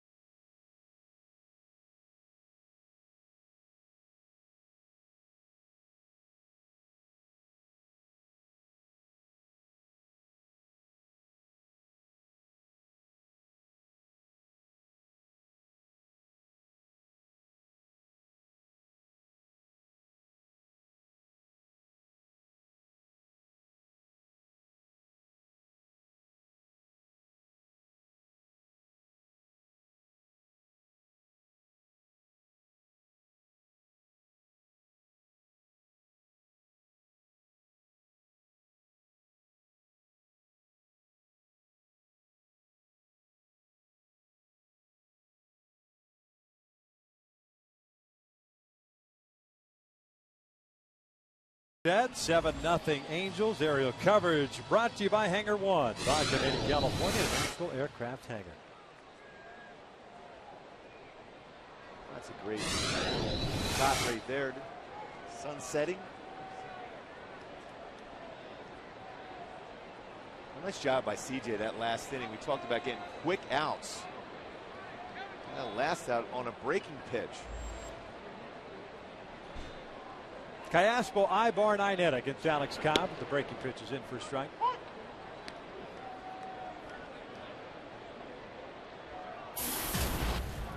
Callaspo popped out in foul territory to end the first inning, so he is 0 for 1. Chops this one toward the middle. Roberts to his right, has it on the backhand. Jump throw, and they got him. That was a great play by Roberts, not only to be able to field. That's a tough last hop he had to deal with, and then jump in the air and make a strong throw to get Callaspo at first. That last little hop and has to jump in the air. We've seen him play third base a lot of times, now playing second base here. One out here in the third. Eric Ibar stepping up to the plate. Let's go down to Jamie Maggio, who is with Darren Erstead. Thank you, Victor. Darren, what's it like reuniting with your old teammates? When was the last time you saw some of these guys? It's been a while. It's strange, you know. It's just everybody goes in so many different directions. Everybody has their lives, their kids, and to get everybody back, I just really appreciate the Angels doing it. But you know, it was like it was yesterday. I really can't say I've thought much about the World Series in the last 5, 6, 7 years, but you see everybody and those memories just come storming back in your brain. So it's been really cool. And I noticed all of you guys were turned around and looking at the video board when they were showing those highlights. What was that like, watching those highlights? You know, for me, I've always, every time that I watch Major League Baseball or I see stuff on TV, I still almost have to pinch myself to think that it actually really happened. It doesn't seem like it's real. I mean, when every kid dreams about playing Major League Baseball, and then to actually live that dream, well, after being done with it, it still doesn't seem real. It's just a special place and a special experience and memory in my heart forever. Now you're sort of helping young players maybe achieve their dream of being a major league player. You're coaching at the University of Nebraska. You played there, correct? Absolutely, and nothing against any other college, but there's no way I could ever be at any other college and do that. It's an honor to get to be there, and just paying it forward. I was taught, fortunately, by a lot of great coaches and a lot of great players how to respect this game and approach it, and now I'm in a position to influence kids' lives in a positive way and kind of teach them how it's supposed to be done, and it's I think it's kind of cool. When you're there, are you Darren Erstead, World Series champion, or are you just coach? Well, that might get your foot in the door, but I'll tell you right now, if you don't know what you're talking about, those kids will see right through it. And if you're not genuine and have high integrity, they're not going to respect you. I mean, that's great to have on your resume, but at the end of the day, you need to treat people the right way, and I like to think that I know what I'm doing there. Best of luck to you. Thank you for your time. Hey, thanks very much. And enjoy the rest of the day. Guys, back to you in the booth. Nice a lot, Jamie. Ibar takes off on that pitch side net, and the throw down is not a tie. So Eric has picked up his second stolen base of this game. Third stolen base overall for the Angels. Right on cue with talking to Darren Erstead, talking about stealing some bases and being aggressive, and that's what Ibar did, got in the scoring position once again. Well, Ersted's awesome, man. He played the game, and the way he even says it right there when he's teaching that to his players at Nebraska, you just know he just respected the game and played the game the right way all the time. Yeah, I mean, if you've got a young man, son, that wants to go play baseball in college, why wouldn't you want him to go play for someone like Darren? As Iannetta looks at a breaking pitch for a strike, and it's 0-2. I don't remember him ever having his uniform not dirty during the course of the game. It would be almost impossible for him. That's a pretty good little group right there with Troy Goss, the MVP. Troy Percival, we talked to him, that was involved in all 7 wins during that postseason run. 0-2 to Iannetta. Fastball up and in. Chris popped out to Roberts, the second baseman, in the second, so he's 0 for 1.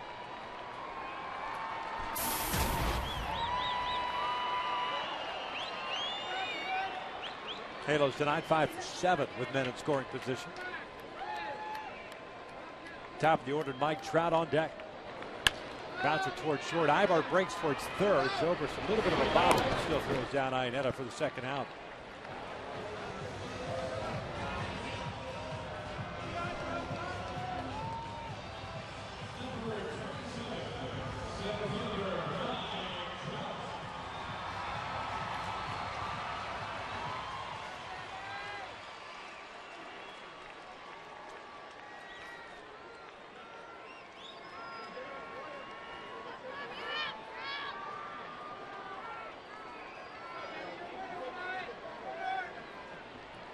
Trout tonight 2 for 2 with a home run, a single, 2 runs batted in. 0-1. There's the top 4, and if you add Mark Trumbo, the 5th man in the order, 9 for 10. That's pretty good production out of your top of your order.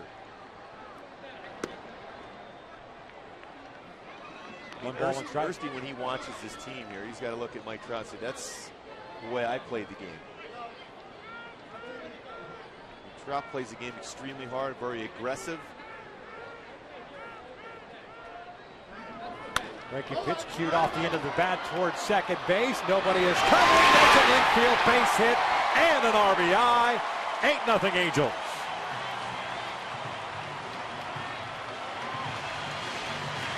Now 69 RBI on the season for Trout. And on cue with that hustle, like Ersty used to play, Trout infield hit.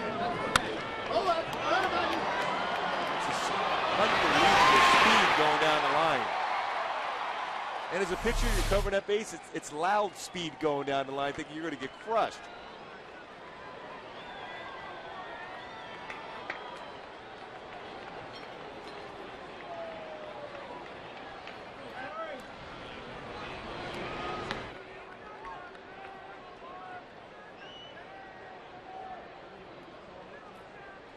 Trout now with 69 runs batted in. He's got 3 RBIs tonight. Torrey 2 for 2 with a single, a double, an RBI, and 2 runs scored. I figure Trout will be taking off.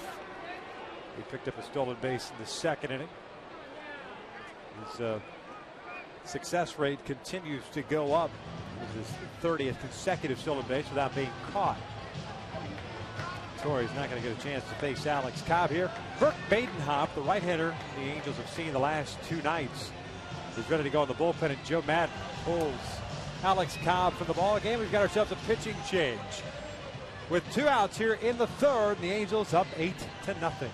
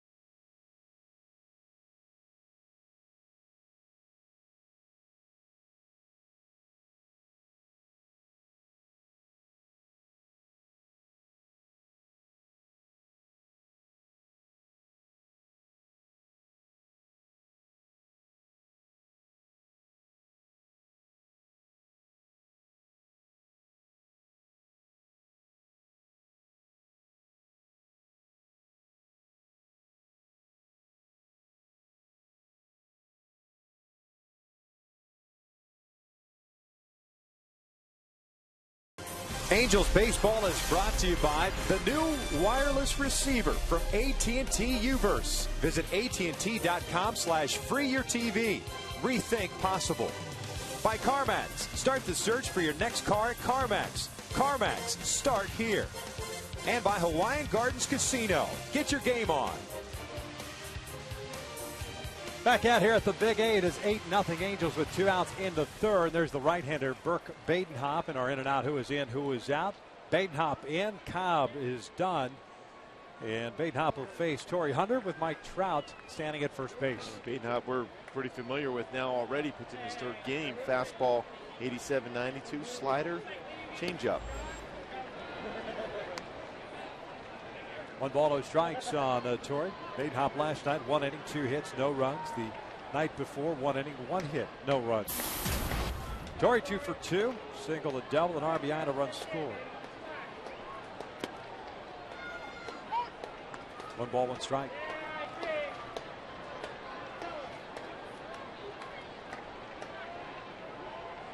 "12 hits tonight for the Angels, including 2 home runs.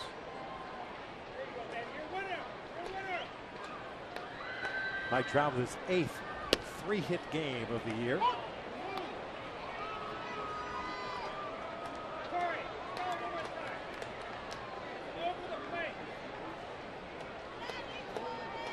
"43 multi-hit games this season."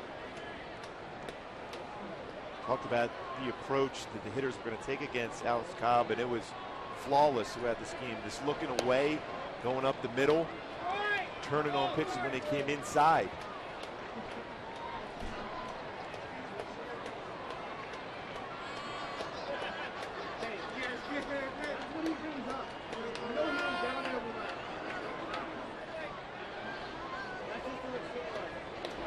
Two bounce foul.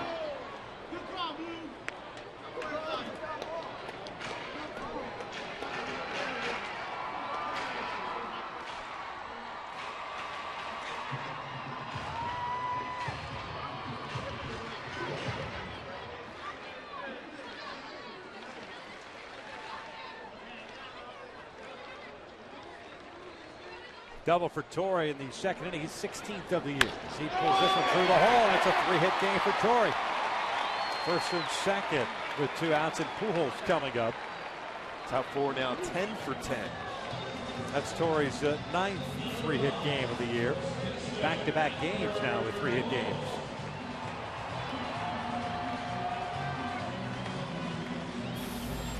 Well, he's just doing the little things at the plate. Talked to him early in the year, you know, when Albert was struggling as far as power numbers. He was trying to be more of a home run hitter, but in this number 2 spot in the lineup, just think in terms of ground balls, base hits, situational hitting, turn on some pitches when it's inside, but you become more of a contact hitter in that spot. So Trout standing at second, Hunter at first, and here's Albert. Swings the first one and fouls it off his left foot. Now, Torrey Hunter over 300 batting average and 301 with his 3-hit performance tonight.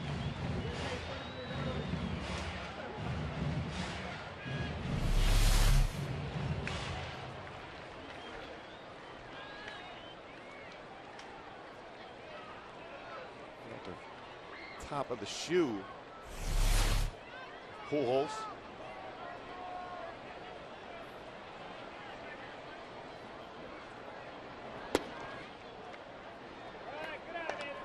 One ball, 1 strike.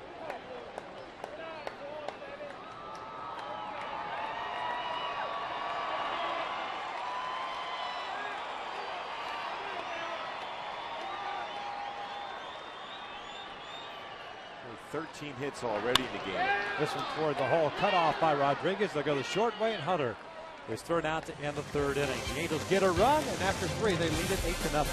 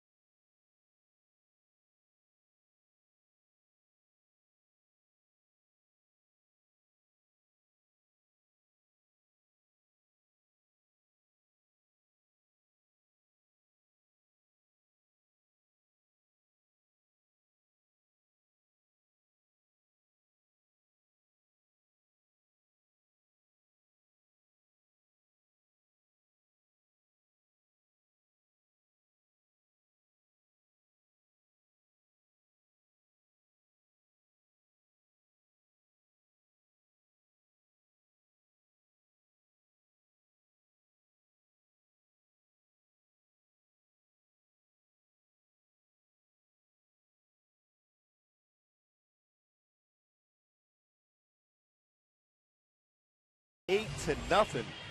Look at our Mazda board here for the explosion of offense for the Angels in 2002. A 320 batting average during that playoff run, averaging over 6 runs per game, 24 home runs by 8 different players. Troy Glaus had 7. In 3 games, they had 10 or more runs scored. Talk about offense. They definitely had that through that run, that magical run in 2002. They just seemed and to, a great bullpen, too. Yeah, no doubt. They just seem to get the clutch hit when needed. B.J. Upton looks at a fastball for a strike. I wonder if Russ Ortiz has ever done anything with that game ball that Dusty gave to him. This one fouled back, and it's 0-2. Dave, Brad Fulmer and Russ Ortiz were teammates in high school, believe it or not. So maybe we'll get Brad to ask him. Yes, we'll have to ask him down there.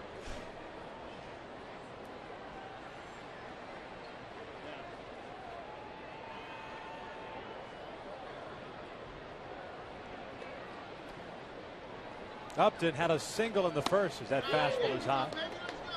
1 ball, 2 strikes. It should have been a double off the top of the wall, or off the wall and left, I should say, over the head of Mark Trumbo, but BJ miscalculated as to where first base was located and stayed there. As he goes down swinging, and that is the first out here. The 5th, second punch out for CJ tonight.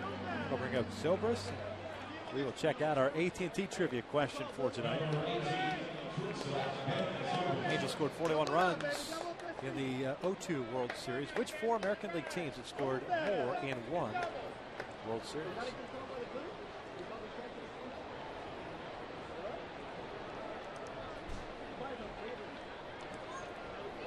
'85 Royals? No chance. No, I don't think so. Game 7 was, a lot of runs scored. I think it was 11-0. Game 6, 2-1. Came back to a 2 runs at the bottom of the 9th. Similar to what the Angels had. They come back and win a Game 6 of the World Series to send it to Game 7. Zobrist hit a little bouncer out in front of the plate that Iannetta threw him out on, so he is 0 for 1.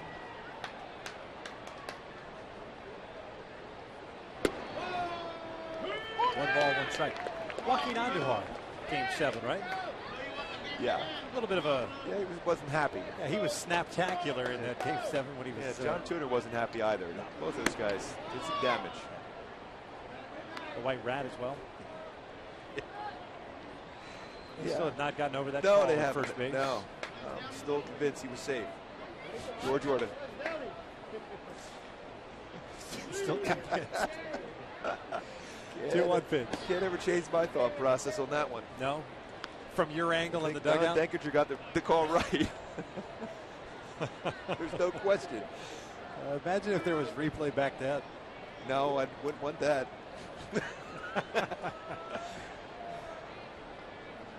3 balls and a strike on Zobrist. Devin Longoria is on deck. 2 punch outs and a walk for CJ. Full count.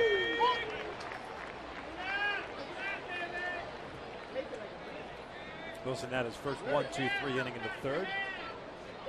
Faced 3 batters in the 1st. After that Upton single, he got picked off. And then faced 4 batters in the 2nd. 3-2 is lifted down the right field line. Long run for Torrey toward the foul line, still giving chase. I think Torrey thought perhaps that wall might have been closer than he anticipated, because that ball, more times than not, you will see Torrey going into a slide for that ball. He's trying to find where the wall's at that point.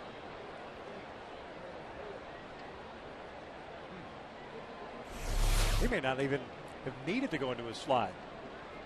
It was almost as if Torrey at the very end did not see that ball when he got towards. He looked towards the wall. You could see him look at the wall, and then all of a sudden the baseball was coming down at the same time. 3-2 again. This one's fouled off the right into the seats. But what I've liked, what I've seen out of CJ, the last out of the 3rd inning, he got a ground ball on a breaking pitch. He gets up and swinging on a breaking pitch to get the 1st out. So he's utilizing his pitches off his fastball, which is important for him.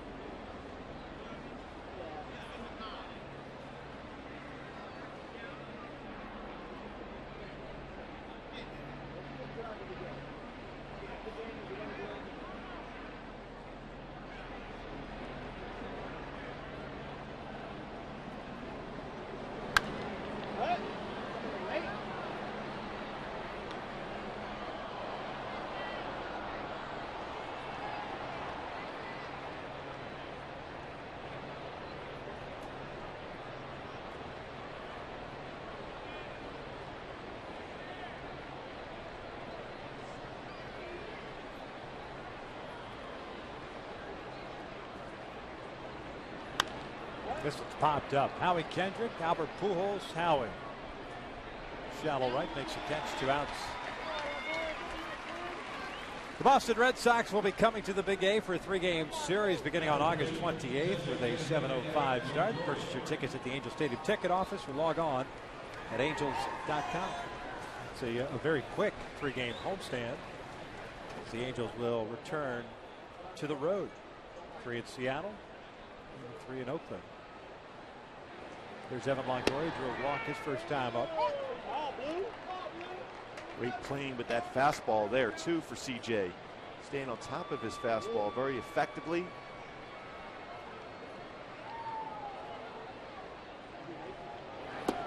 Good off-speed pitch, 0-2.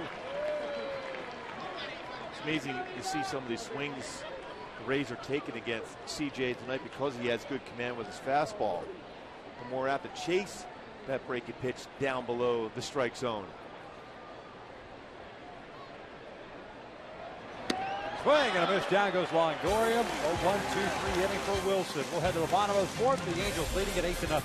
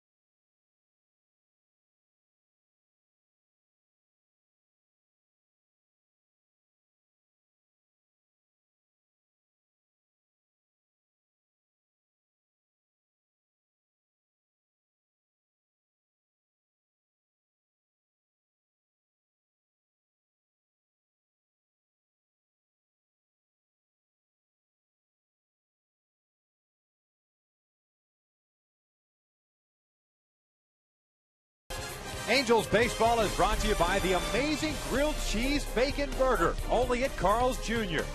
By AT&T, the nation's largest 4G network. AT&T, rethink possible. And by Dodge.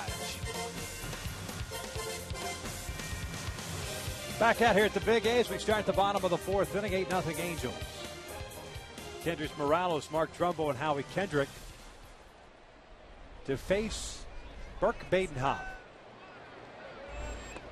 First one is a strike. Morales tonight 2 for 2 with a couple of singles and an RBI.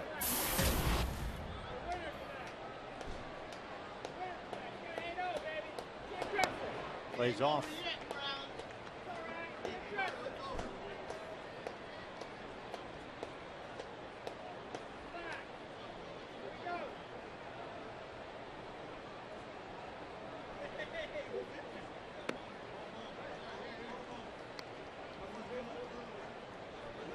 Rays still continue to try to throw changeups to Morales. Kendrick so far, very good approach at the plate. Couple hits already. Bounces this one foul. It's 2 balls, 2 strikes. Badenhop taking over for Alex Cobb in a third inning. Cobb 2 2/3. About 8 runs all earned on 12 hits, including 2 home runs.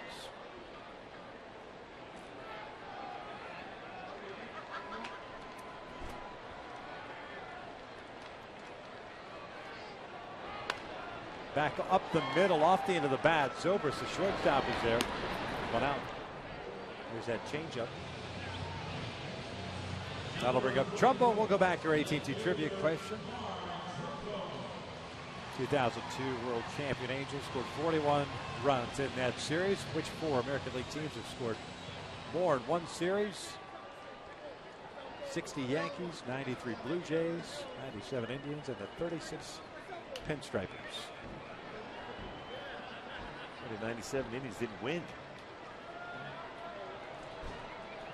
Talking about a dangerous lineup they had there in the 90s. Trumbo bounces it foul, and it's 0-1. They're pretty deep. 1 through 9. Yeah. Sandy Alomar Jr. hit number 9. Prototypical number 9 hitter, don't you think? Yeah. 0-2. It's good to see Sandy still with the organization, serving as a bench coach now. One of the all-time great baseball guys, too.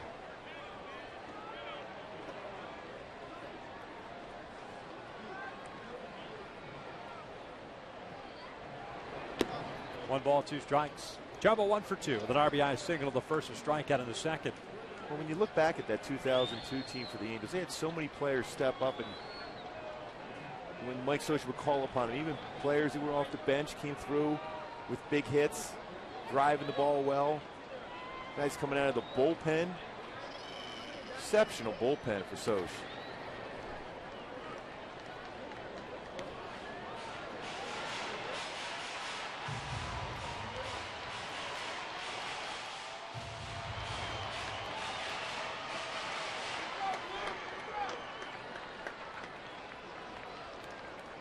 Of course, there's some that could not attend the ceremony, still involved in baseball.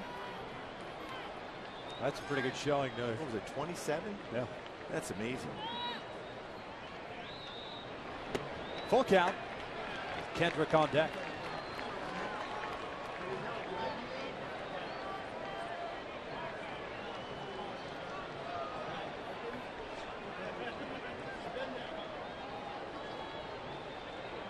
Halos with 3 in the first, 4 in the second, and 1 in the third. 3-2 pitches, a called strike 3. 2 outs.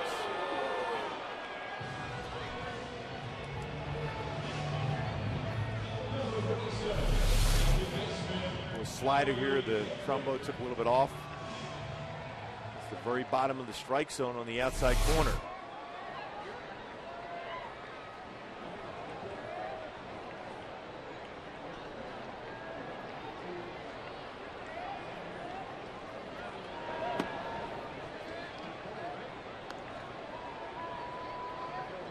Howie's 0 for 2. Double play ball in the first, fielder's choice in the second. Lines this one to the alley in right center field. Full trying to cut it off. He's going to let it roll all the way to the wall. And Howie's on board with a 2-out double.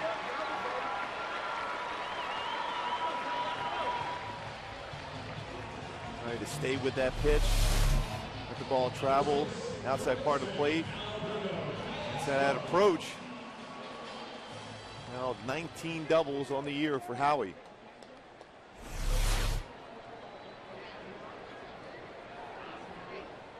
Two man in scoring position for Alberto Callaspo. 0 for 2. He's popped to third and grounded to second.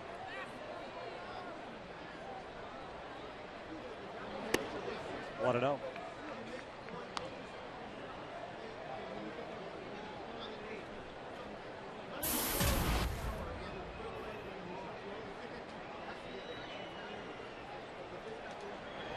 This one pulled to second base on the off-speed pitch. Roberts will throw out Callaspo. The inning comes to an end. For the books, 8-0 Angels.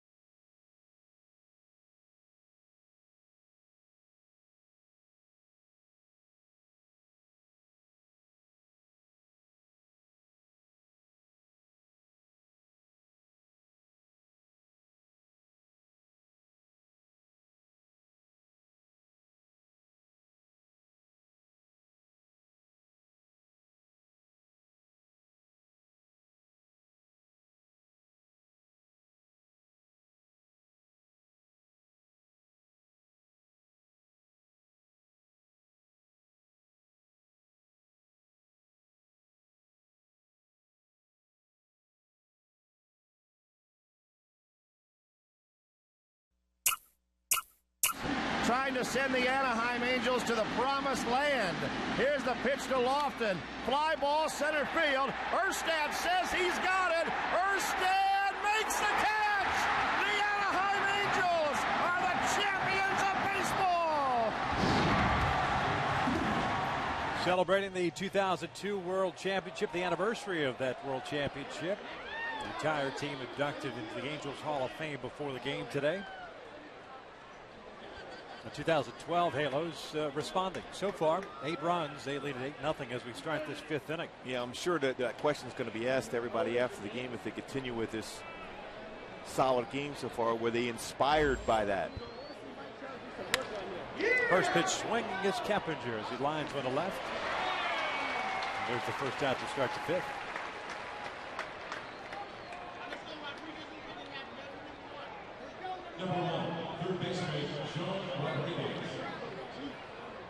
Keppinger now 0 for 2 on the night as Sean Rodriguez will step up. I just like the approach from CJ throughout this game so far. Aggressive into the strike zone, getting quick outs.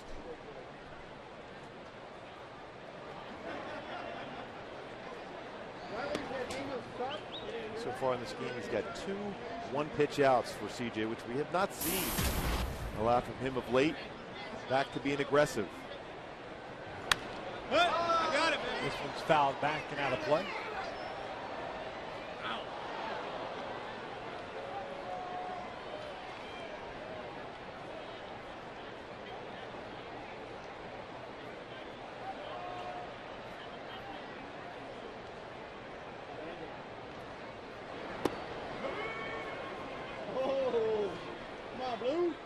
Rodriguez 0 for 1 with a fly ball to left field. That came in the second.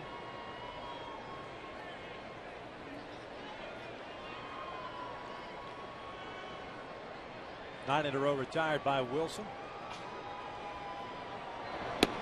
Fastball into the knees, 2-2. Well, that's a great spot on that fastball. With those 2 one-pitch outs early and the 1 pitch out here, now 3 in the game for CJ Wilson.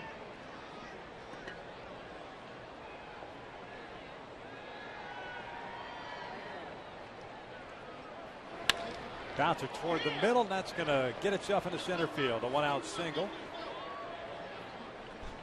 That'll bring up Roberts. Let's take a look at CJ's last inning against Evan Longoria, how he's been effective with his pitch. Fastball, inside corner, gets the call. And then a breaking pitch down and in, same plane. And now he's able to elevate the fastball and get it by a fastball hitter in Longoria because he got ahead of the count, hit his spots, and changed speeds. He'll work from the stretch for the first time since the second. And he'll face Roberts. 0-1. CJ made a nice play in retiring Roberts and the second with a bouncer on the third base side.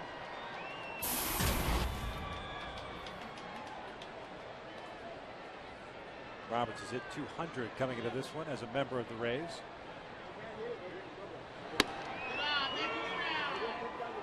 One ball, one strike. A couple of former teammates, Roberts and C.J. Wilson. Roberts with some time in Texas. Product of the University of Texas, Arlington.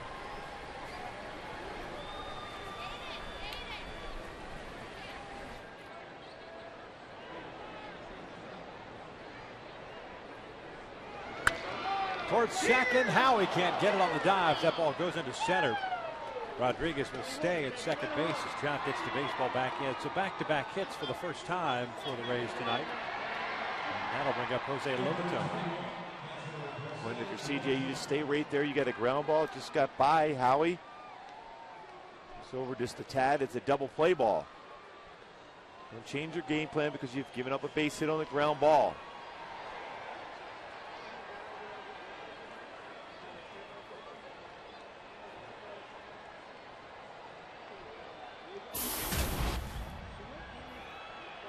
Lobato drove one out to deep left field, leading off the third inning. Trumbo making the catch near the wall. So 0 for 1. Hitting 228 48 games this year. Better hitter from the right side than he is from the left. 306 in 49 at-bats this year from the right side. 184 from the left side. Wilson looking for a double play ball.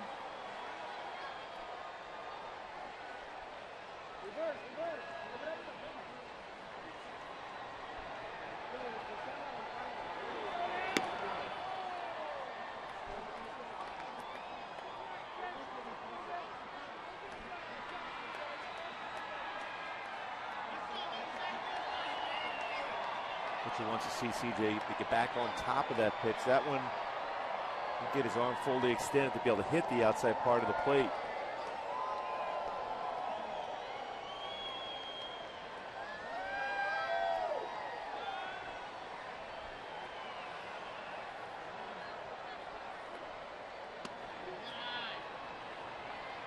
Three balls and no strikes.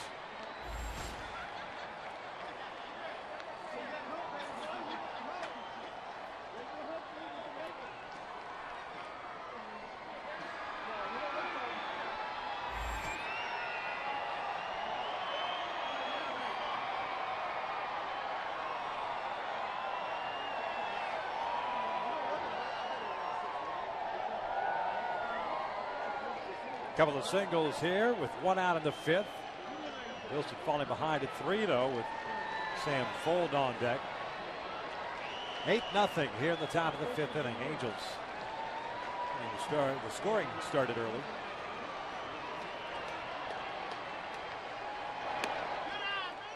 And a 4-pitch walk to Lobaton loads the bases.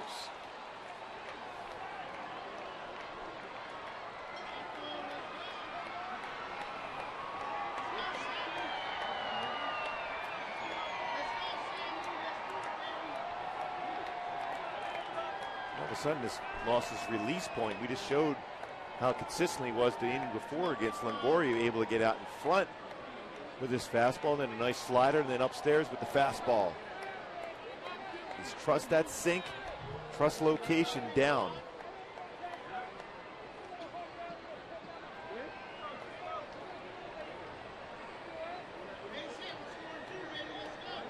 Long conversation. Must have been intriguing because Al Porter decided to stick around for it.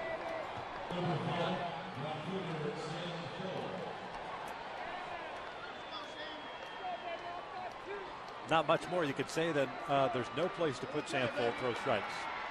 With an 8-0 lead in the fifth.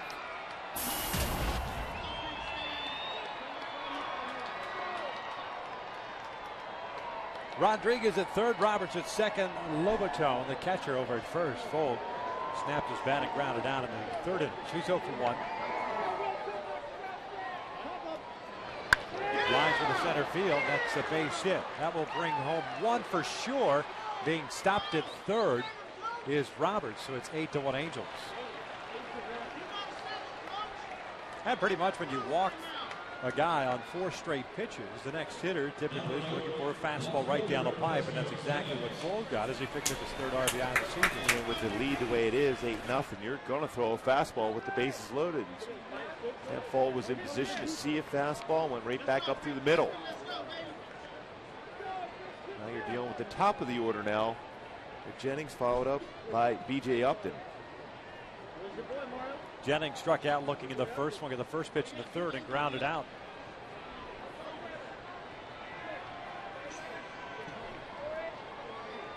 Base is still loaded with 1 out. 1-0.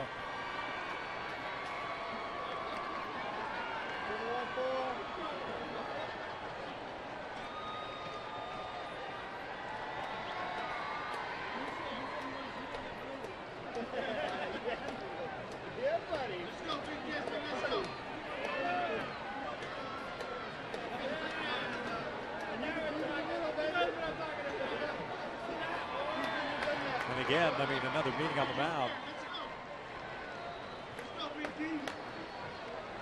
And this is where Wilson gets in trouble, gets himself into trouble, just overthinking scenarios. As opposed to just staying aggressive as he was for the first 4 innings, in which at that point had thrown just 58 pitches, 36 for strikes, and had been cruising. Got the first down here. Single to Rodriguez, followed by a single by Roberts, a 4-pitch walk to Lobaton, now the single by Fold. A lot of quick outs he was getting earlier. Still got to stay with that same game plan.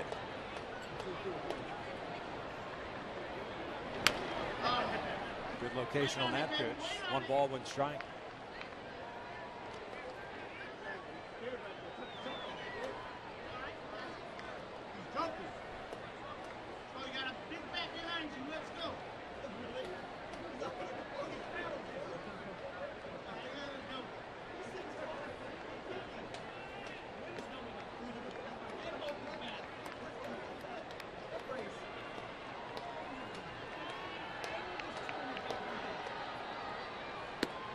Two balls and a strike.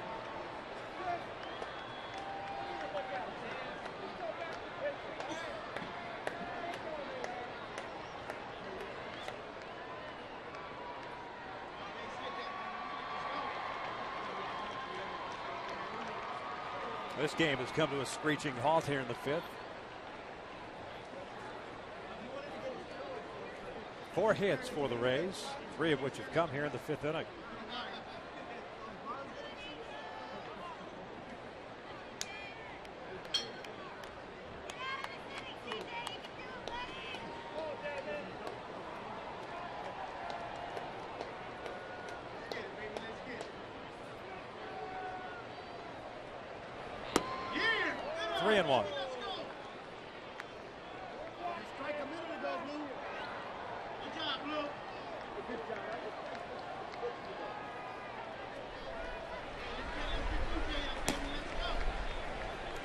Just stretching things down. You see J.P. Howe, the lefty, warming up for the Rays. They not more than likely done after his inning in the 3rd.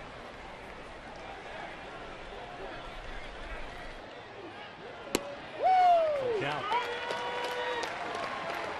And after you throw a pitch that well at 93, CJ just got to think, I'm going to throw the exact same pitch, trust that it's going to be hit on the ground.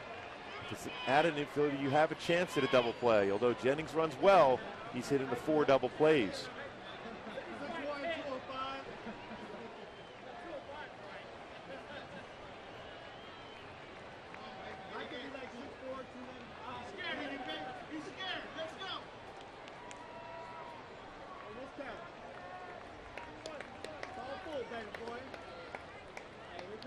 Full count on Jennings. Payoff pitch. Yes, sir! And he walked it. 8-2 now.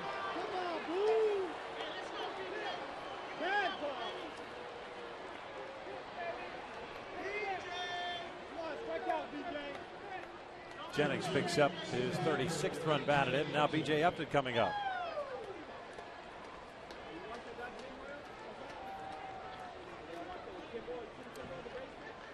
Upton 1 for 2 with a single in the 1st inning. And he's picked off. And he struck out swinging in the 4th. 7th man to bat here in the inning.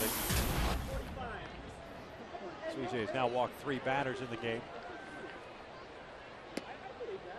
0-1.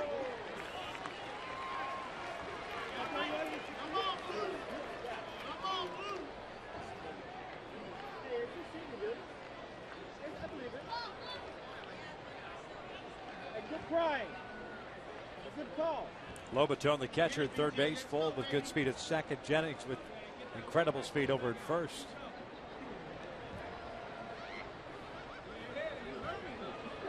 And now Upton's tired of waiting, so he backs out. Those Gophers ain't got nothing, baby. Hey, good eye, brother. Let it catch, kid. Go, BJ, let him walk you. Give me a double, BJ. Give me a double. Get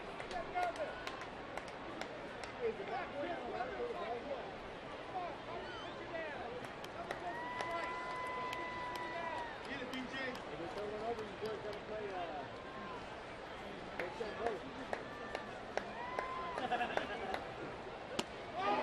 Upton late on that fastball. CJ getting a little help as Upton expanded his strike zone. 1-2. That pitch looked like it was out of the zone. He became aggressive. Just with the runners on base here. Hey, team's easy out. Let's go, BJ. Stand me up a little bit more. Let's go now. Get the batter, kid. Come on, CJ. Playing it, this guy goes up 2 down. Easy out right here.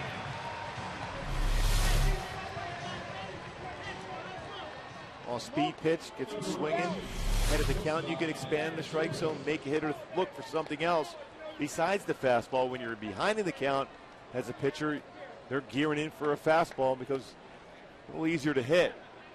Now he's got to face Ben Zobrist. He's thrown 24 pitches here in the 5th inning.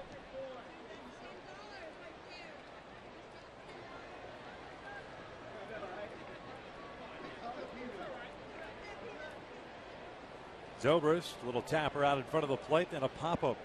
0 for 2. Takes a breaking pitch for a strike.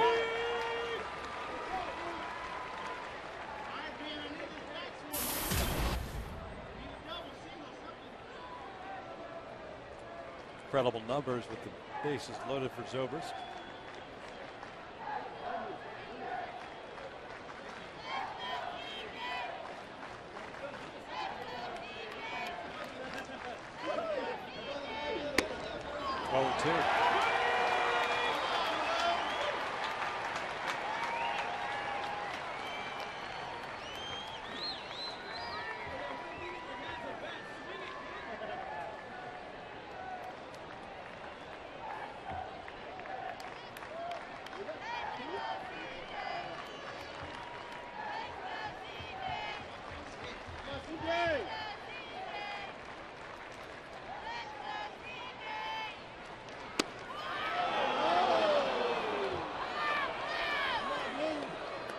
One ball, 2 strikes.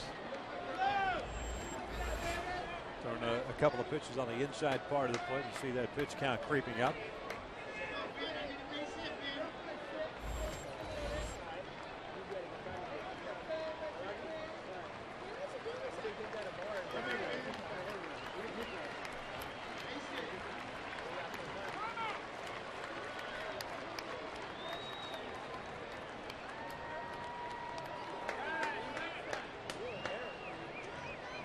Hunter playing a very shallow right field. Everyone else straight up in the outfield. 1-2. Zobrist pulls one off the glove of Cayasco down the line. 2 runs in, and more than likely 3 runs in. It's going to be a bases clearing double, and 5 runs in against C.J. Wilson here in the 5th. 8-5 Angels. They turn on a fastball up and in.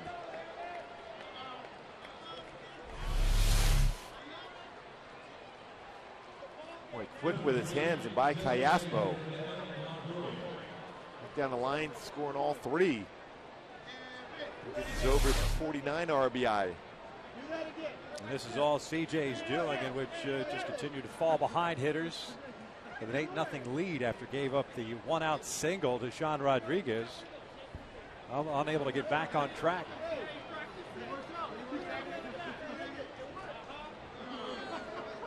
So the Rays have batted around now. Zobrist now with 49 runs batted in. Here's Evan Longoria. 1 ball, no strikes.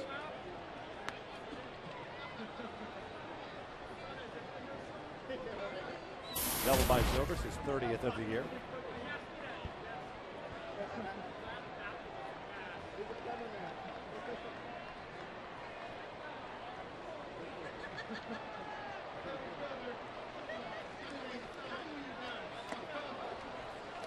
Two balls and no strikes. Longoria with a walk and a strikeout is 0 for 1. And at this pace, yeah, I was going to say, at this pace, CJ's going to be done soon. Jason Isringhausen warming up, throwing 30 pitches so far here in the 5th. Extremely dangerous hitter here now in a hitter's count.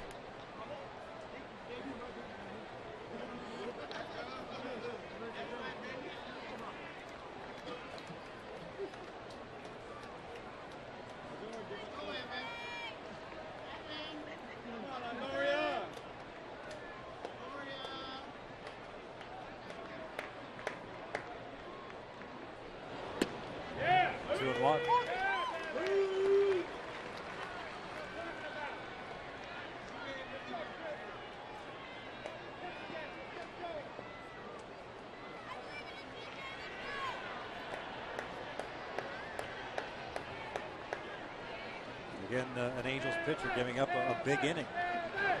This one's out toward right center field, hit pretty well. Trout going back, pulls up, and that is gone. It's a 2-run home run, and the Angels' 8-0 lead is now a 1-run lead, 8-7.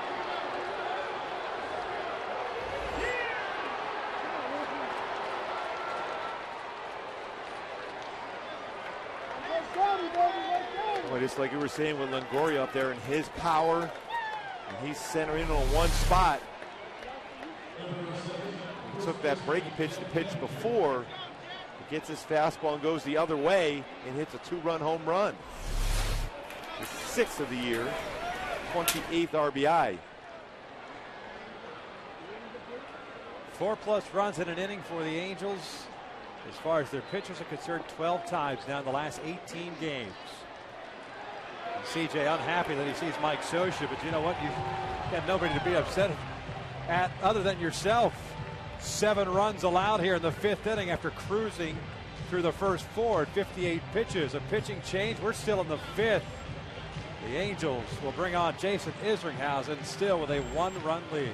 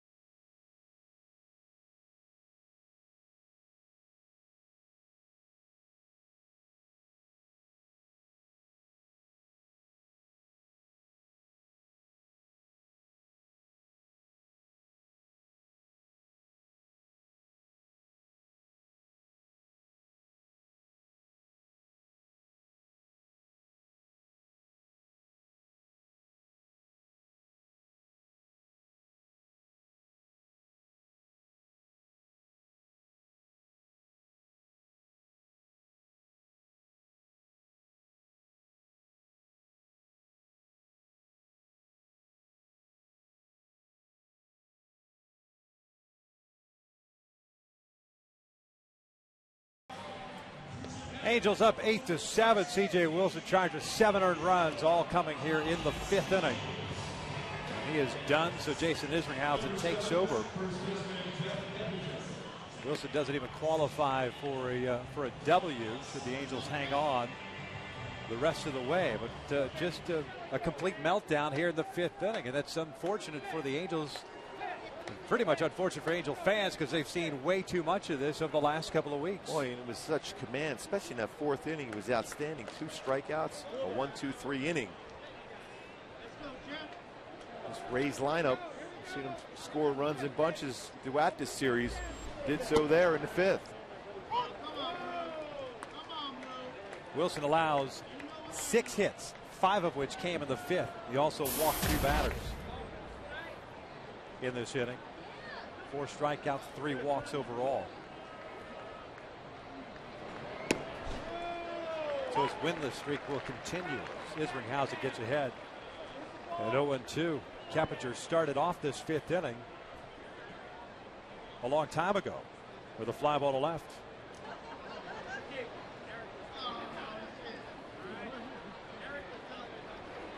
Swing and a miss. The inning finally comes to an end. It's amazing what happens when you get ahead and stay ahead. We head to the bottom of the 5th. Angels up 8-7.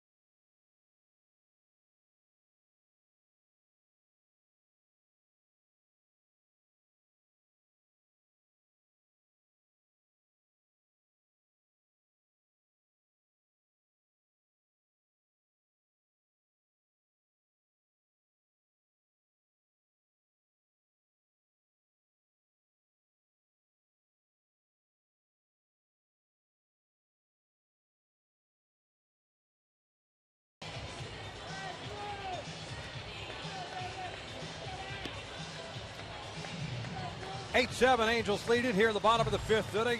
8-9-1 coming up for the Halos. Ibar, Iannetta, and Trout to face 8 new pitchers. Left-hander J.P. Howell takes over for Burke Badenhop, who just worked an inning and a third of scoreless baseball. JP fastball 84 to 88. Curveball, changeup. That's about 40% of his pitches. Curveballs, 17% changeup. So a lot of all speed. Howell worked last night. The scoreless 9th inning, facing Trumbo, Wells, and Kendrick. Eric spins around. He's 2 for 2 tonight with a couple of singles, 2 stolen bases, 2 runs scored.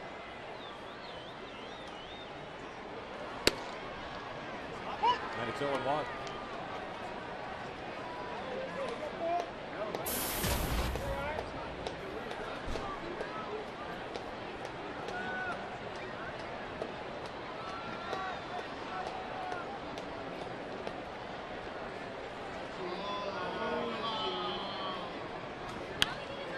This one's popped up down the right field line. Long run for forward into foul territory. Goes to the slide.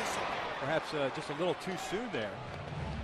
And he might have a chance to take another step, possibly 2 before he goes into the slide. That's an unforgiving short wall along foul territory here at the Big A.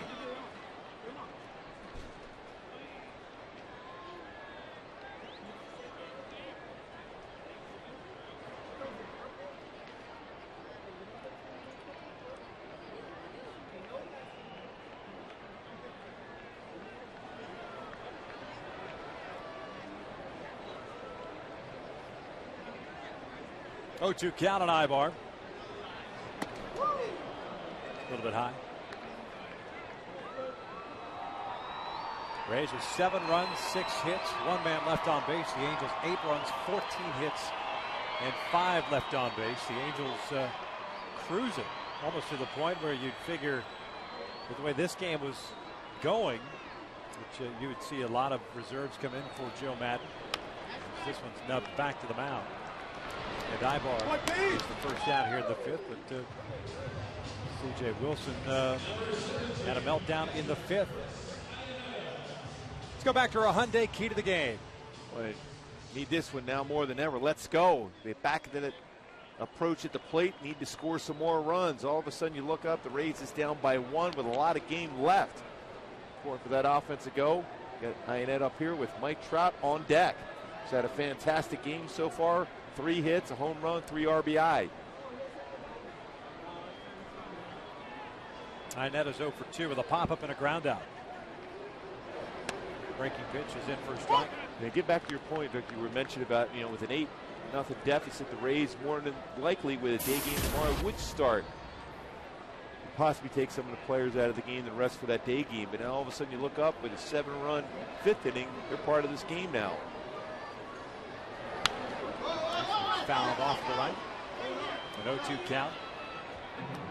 J.P. Howell, a long time ago, was a first-round pick of the Kansas City Royals back in 2004.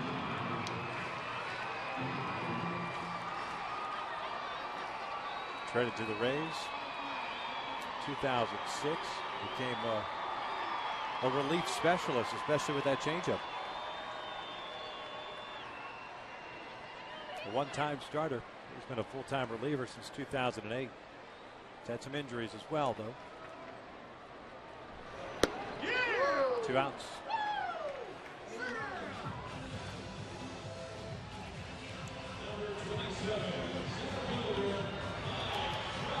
That big curveball that Howell has.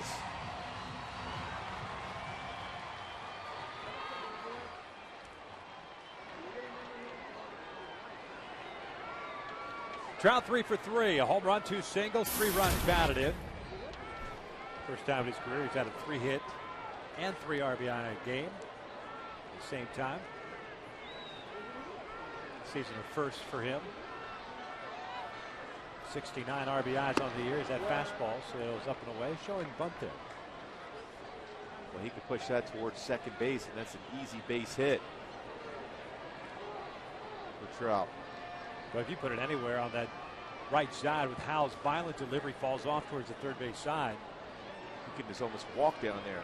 Keppinger cheating in at first. That pitch is upstairs. 2 balls and no strikes. And most times you think, okay, with his power, you don't want to see him bunt, but with his speed, a bunt single results most times into it being in scoring position after 1 pitch with his ability to steal the base. 39 stolen bases on the year in 42 attempts.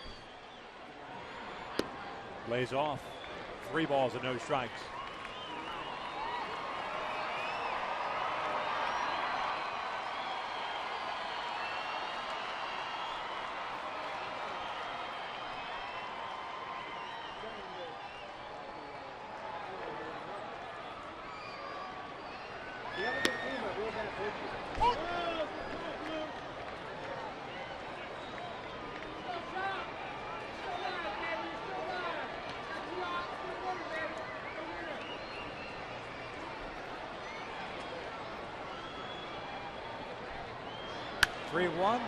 Waited as long as possible, fouls it off to the right. It's a full count. A changeup on the inner half of the plate.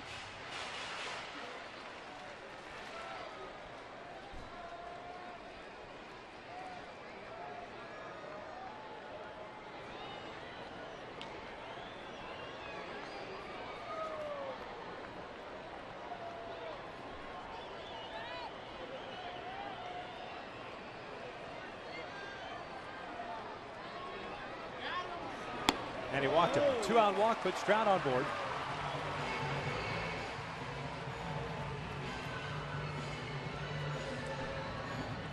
That'll keep the inning alive for Torrey Hunter. Now Jim Hickey is going to come out and pay a visit to Howell.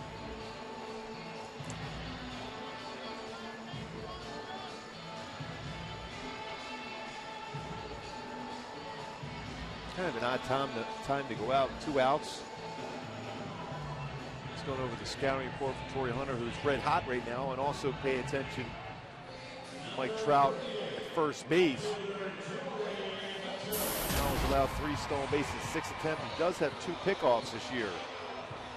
He's got a pretty good move to first.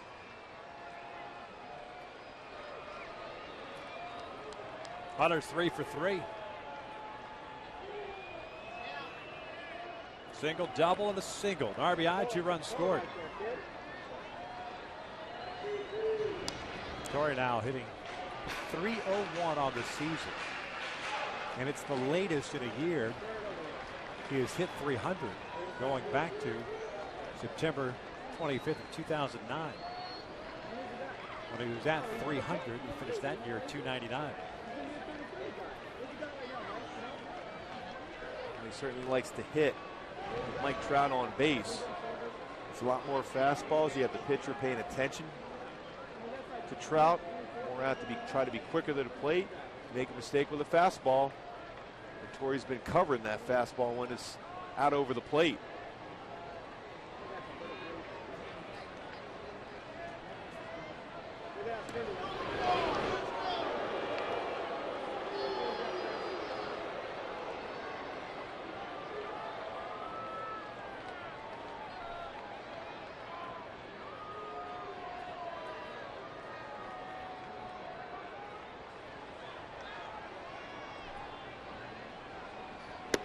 Takes the first one down and in.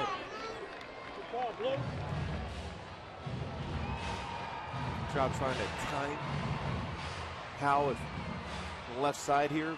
Very good move. He hasn't shown his A move to first base yet. He does have that quick step off the pitching rubber throw over move.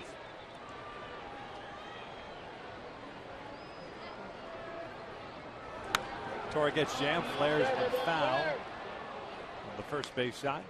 1 ball, 1 strike.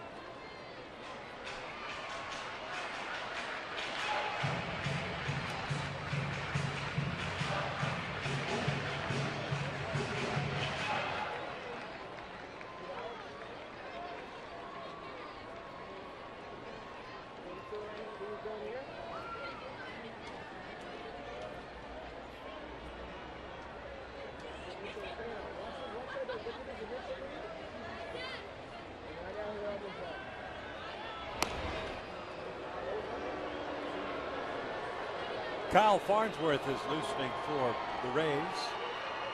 We're still in the 5th inning, a very long top of the 5th inning, which the Rays dropped to 7th spot on the Halos. 5 hits. C.J. Wilson lasting just 4 2/3 tonight. 1-1. 1-2.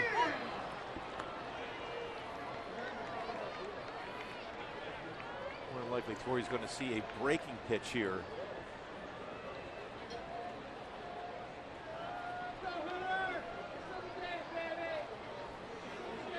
Behind in the count of the ball and 2 strikes with 2 outs. Hal and Ivar hit a bouncer back to the mound. He struck out Iannetta. Swing and a miss, and the inning comes to an end. We've played 5 here at the Big A, and the Angels maintain an 8-7 lead.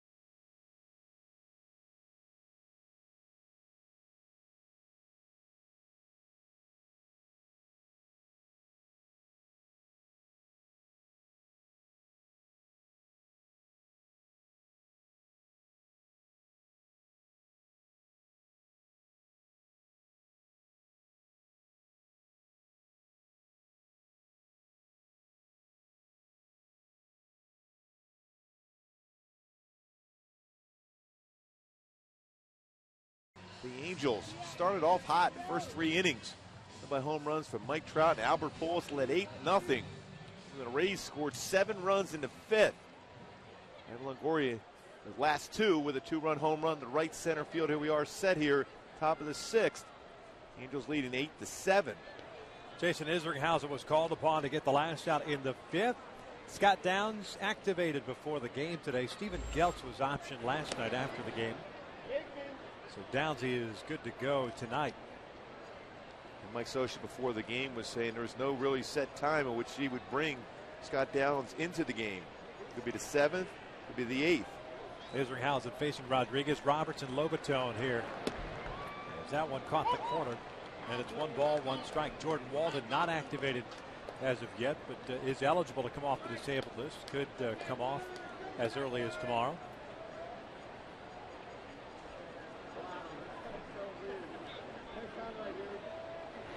Swing and a miss. 1 ball, 2 strikes. Jordan Walden down in the pen as well. Finished off his 3rd rehab outing a couple of nights ago. Joined the team yesterday, but not active.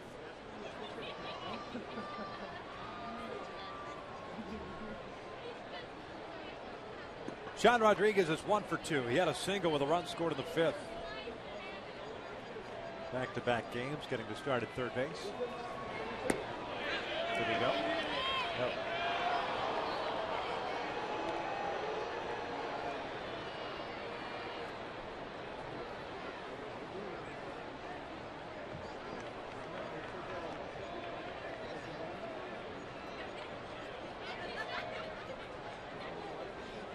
Two on the way. Outside a full count.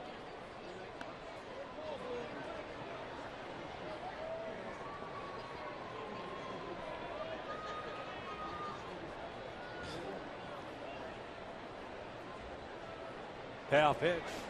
This one's out toward left. Jumbo moving back on. That was just ran in on the hands enough. Yeah, exactly. It had a little bit late move. Get on the hands. He was looking for a pitch in that part of the plate, but that late movement got him just to miss that one.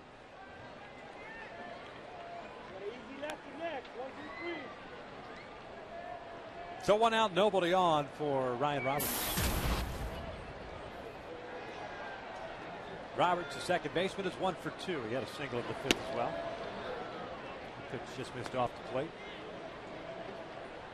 Isringhausen asking Porter where that ball was at. He said it was outside.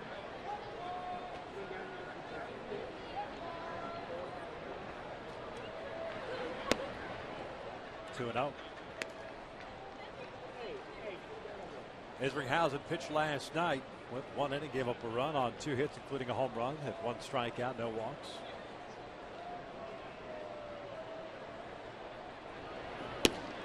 Three and 0. It's the 44th game that Isringhausen has pitched in this year.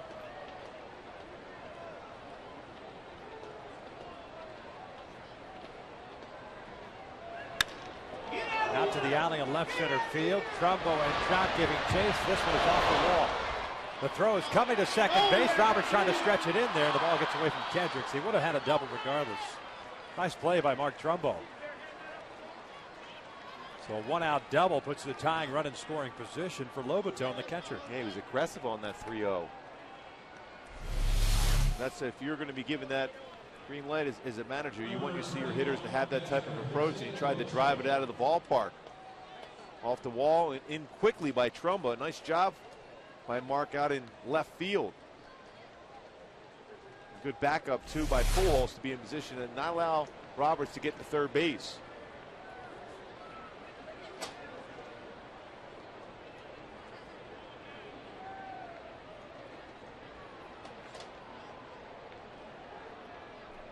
There's Lobaton, who turns around to hit from the left side. He is 0 for 1. Fly ball to left and a walk. Making pitches in for a strike.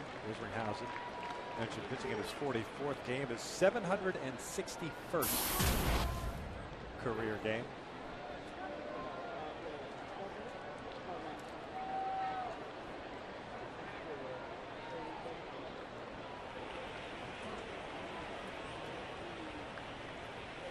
Scott Downs getting warm in the bullpen. 1 ball, 1 strike, and Ionetta is going to go out there.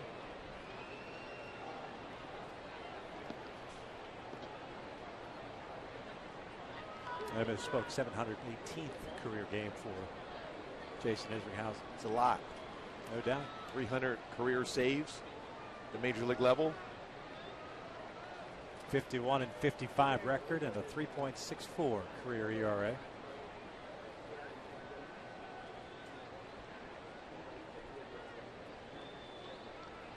One pitch. Outside, Coates away from Chris Ionetta. That will put the tying run at third base.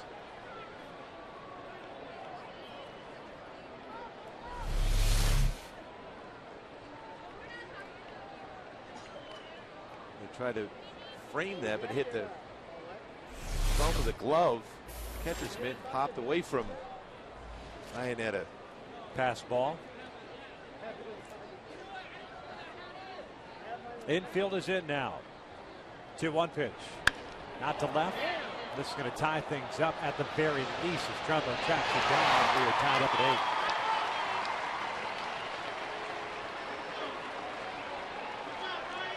8. So the Angels tonight have squandered an 8-0 lead.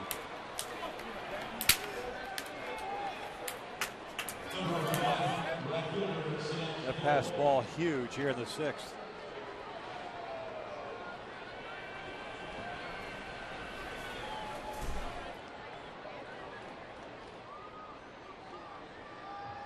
Two outs, the base is clear for Sam Fuld.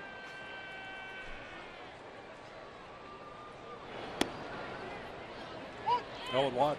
Fuld had an RBI single himself in the 5th inning.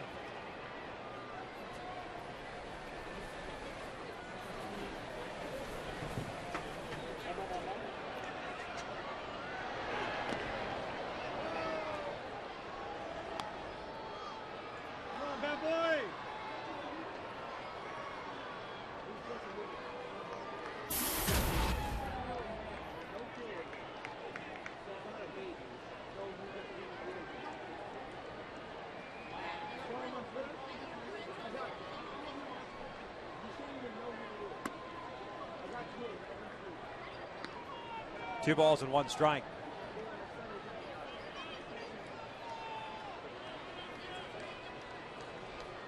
Halos in the bottom of the 6th inning. We'll have Pujols, Morales, and Trumbo coming up. Different set of circumstances with more than likely Kyle Farnsworth coming in. Farnsworth with that good fastball. He can rush out the mid to upper 90s. Difficult task. He's in the game. And there's a walk. So the speedy fold is on board. Mike Scioscia's coming out, and that looks like it's going to be it for Jason Isringhausen. We've got ourselves a pitching change. We're in the 6th, and we are tied at 8 as Scott Downs will make his first appearance. He's coming off the disabled list when we return.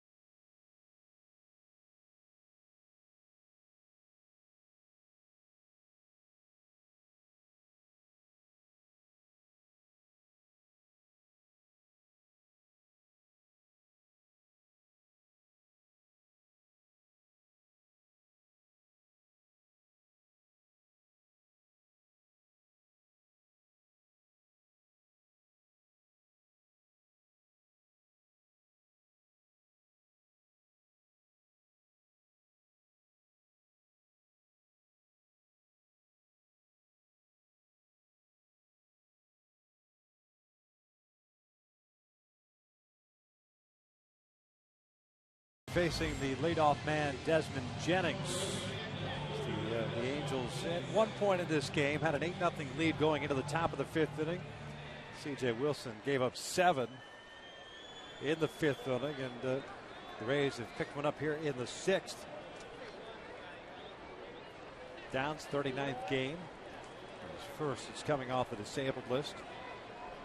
Scotty with a 1-1 record, a 2.57 ERA, pitching now his 39th of the year, as we just pointed out. 9 saves, 35 innings, 31 hits, 24 strikeouts, and 12 walks.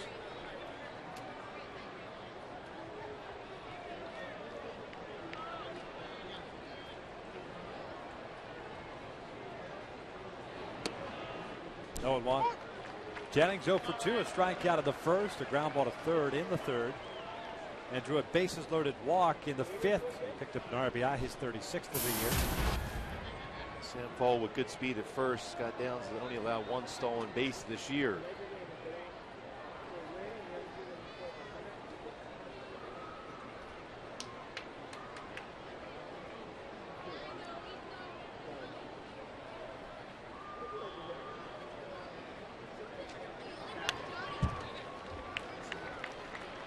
Oh, 2 count. You might see Fold take a shot now. 0-2. Worst case scenario, if he gets thrown out, you still have Jennings leading off the next inning. So if you're Scott, you just step off just to make him aware of that. Just make sure he doesn't get a running lead on against you, just in case he does go.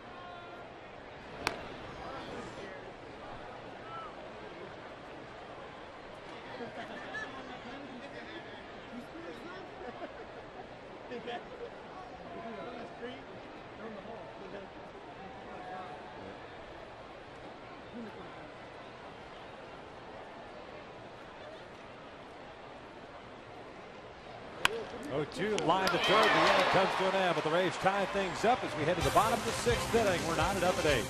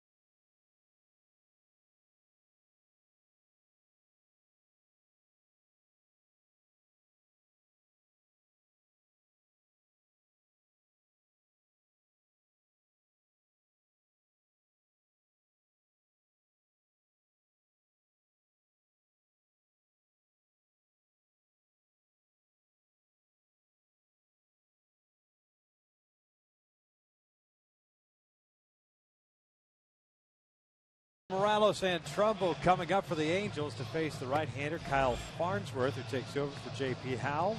Howell went 1 inning and struck out 2 and walked 1, but no runs came across. And Farnsworth mentioned fastball 92 to 96. Hard slider, good changeup also. Those career numbers: 908 in the 3rd innings pitched, 906 strikeouts for Farnsworth. Always had that power arm.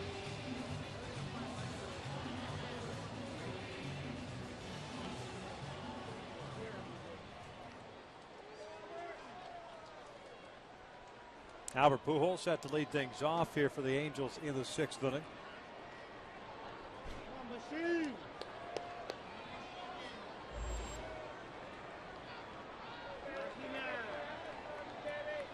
Tough task for the Halos, especially against Farnsworth. A 167 batting average against in his 15 appearances this year. The first one is a breaking pitch for a strike.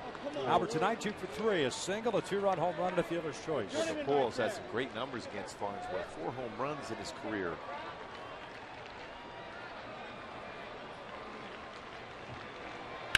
Bouncing toward the middle, Zobrist to his left has it.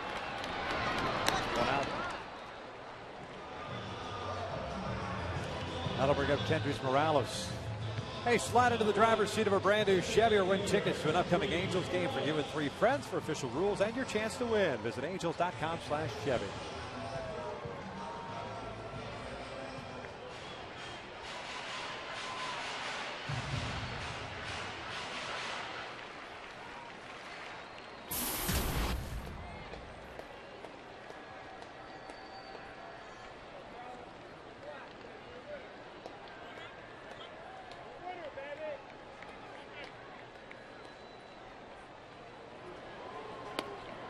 Kendrys looks at a fastball for a strike.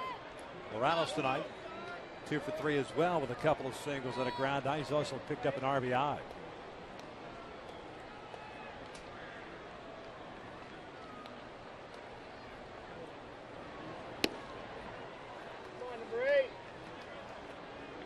It's that hard slider from Farnsworth after the pitch before at 94. Hard slider down and in at 88.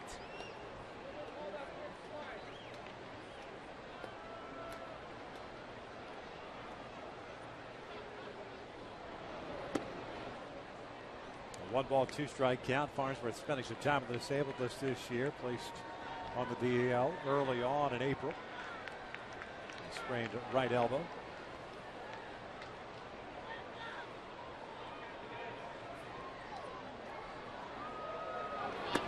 2 balls, 2 strikes. Now to second season with the Rays. The fastball that Farnsworth has, you're a power hitter. All you got to do is make good contact, and that baseball can go a long way. Full count.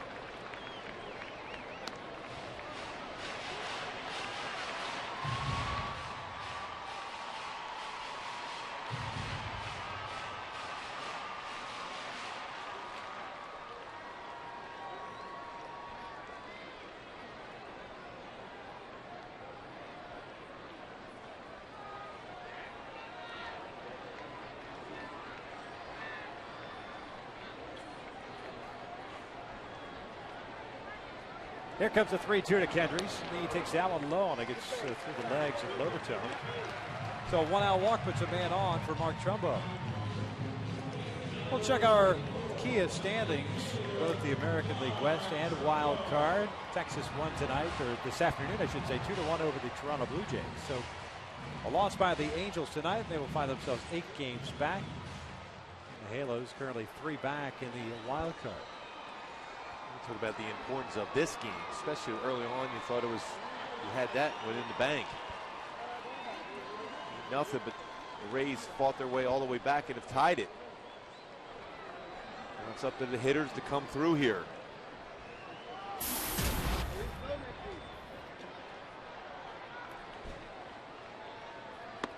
Fastball misses it.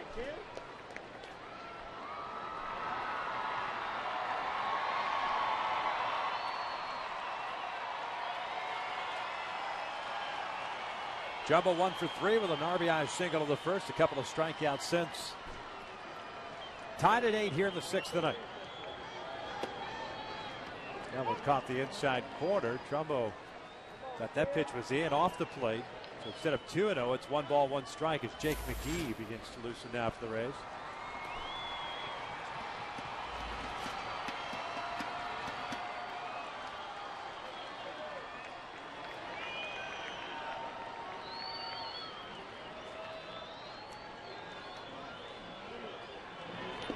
In the dirt. Still in a good fastball count here for Trumbo.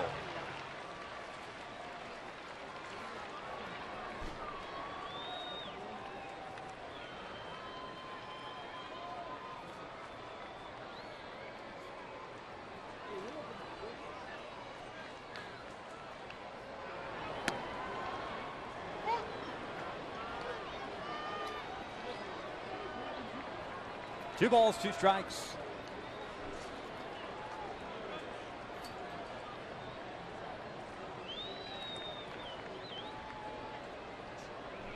Howie Kendrick on deck. 2-2 on the way. This is punched into right field, a base hit. Kendrick had to avoid getting hit by that ball. Strolls into second. Good piece of hitting. Approach he's trying to protect. Yeah, that was a good pitch by Farnsworth, but a better approach by Trumbo. I was talking to him before the game about what he was looking for tonight against Alex Cobb, was try to hit the ball hard to right field. Well, that's the approach you're going to take against this entire Rays staff, because they're going to pitch him away. Second hit of the game for Trumbo.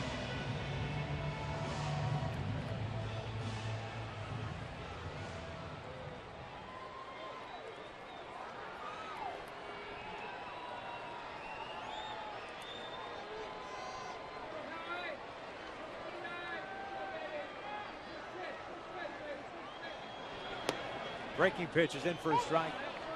Kendrick tonight 1 for 3, a double play ball, a fielder's choice, and a double. The double came with 2 outs in the 4th inning.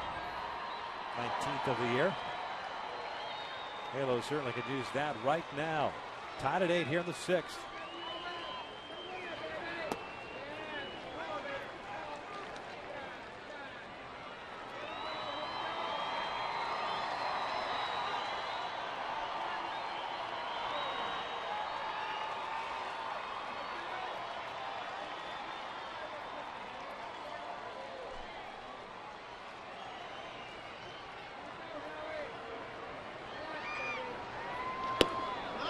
That's a strike. 1-2.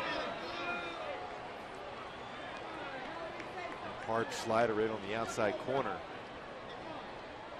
They shape Kendrick the opposite way in the outfield, full toward the line, up to toward the alley. And Jennings very shallow and left. Callaspo's on deck. One out here, the sixth, 2 on. Fouled off the right.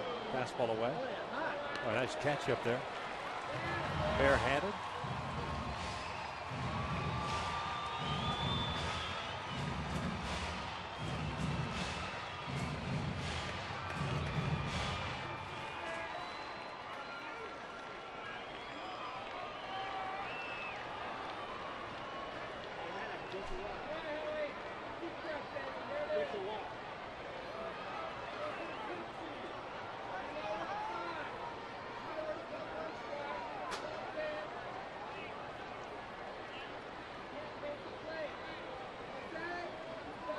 Another 1-2. Check swing, he went around, 2 outs.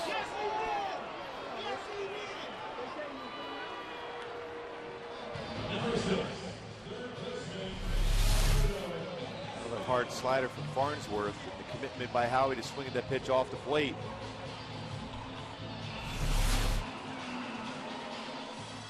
That pitch started off the plate and then broke down further.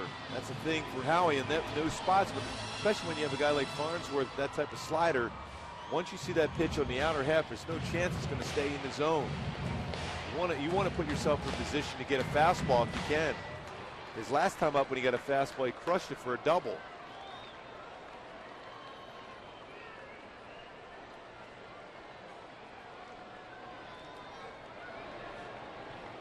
So Callaspo's up at 2 outs and 2 on. Alberto hitless tonight. Fastball away. Now you look for Callaspo gets a base hit in the outfield. BJ up with a strong throwing arm from center. Sam Fold.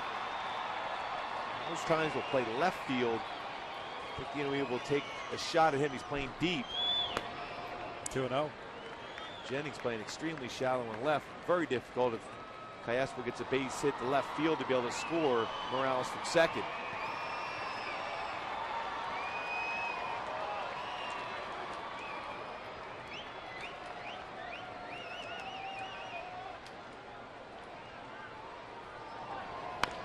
Little dribbler up the third base side.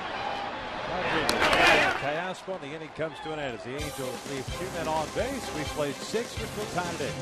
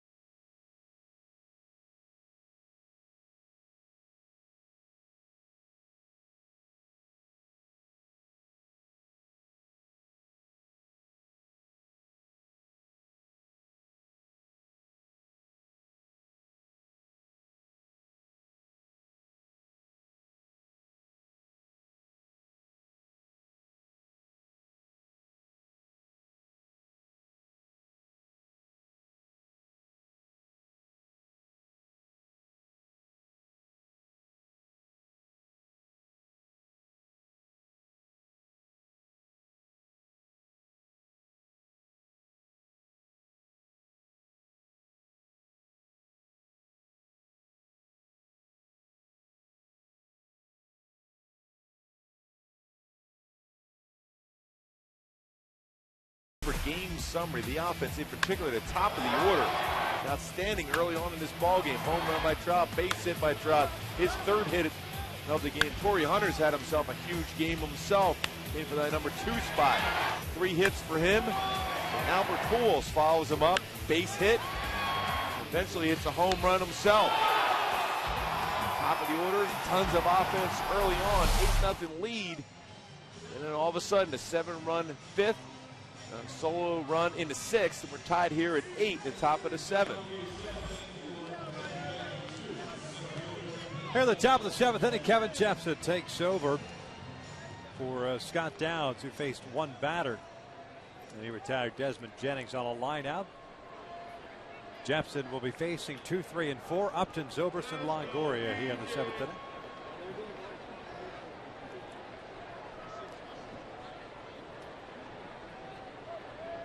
That run that Isringhausen allowed last inning, the tying run, an unearned run.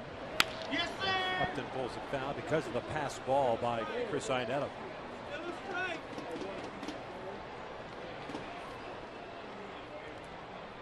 Upton tonight 1 for 3, a single in the first. He has struck out the last 2 times up.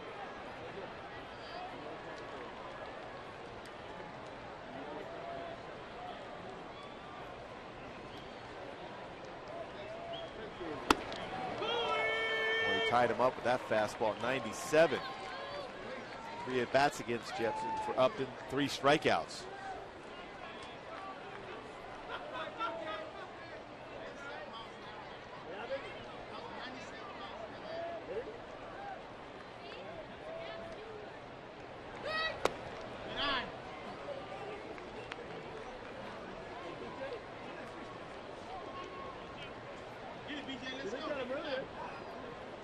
Ball and 2 strikes on Upton. 4-hit game last night. Jepson's 1-2 on the way. Just down low. 2 balls, 2 strikes.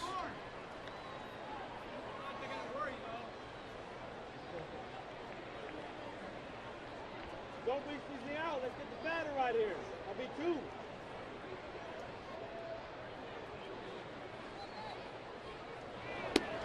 Fastball, got him looking down, goes Upton. Oh, he's down number 1. A good fastball from Jepson.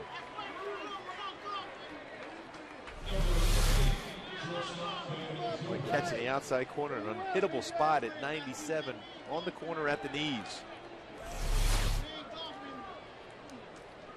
Longoria the best hitter ever. So here's Ben Zobrist at a bases clearing double off of C.J. Wilson in the 5th. 1 for 3. 0-1.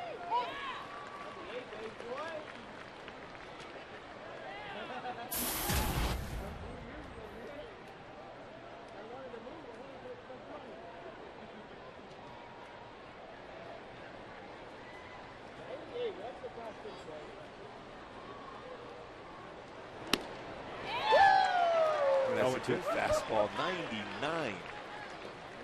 That delivery, redefined it, more compact, shorten up his stride.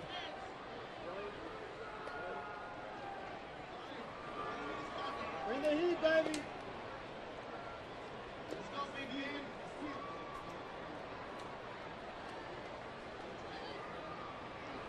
Fastball, got him looking down, goes Zobrist, 2 outs. Back-to-back strikeouts for Kevin Jepson. Both looking fastballs, 97, 98 on the corner at the knees once again from Jepson. Always been a firm believer in that 0-2 pitch, a baseball or less right off that outside corner.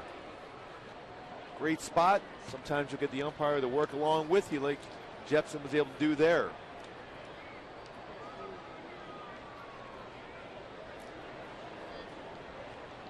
Fastball strike. Longoria with a 2-run home run in the 5th inning. That capped the scoring for the Rays. And it also knocked C.J. Wilson out of the game.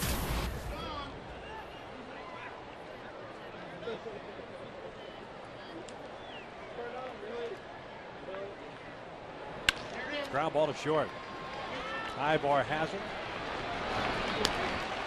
And the inning comes to an end. And you figure that Jepson's the guy that's got to come back out for the 8th. I believe so. Got to believe so. We're tied at 8.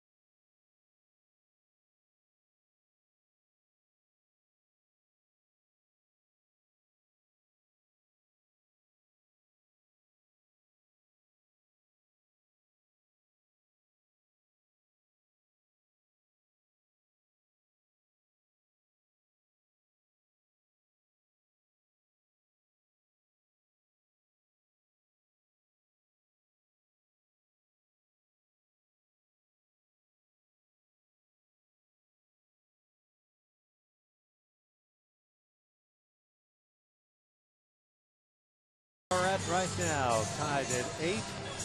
Jake McGee, the left-hander, now on the mound for the Rays as he takes over for Kyle Farnsworth. He'll be facing 8, 9, and 1 for the Halos. Another power arm out of the bullpen for the Rays.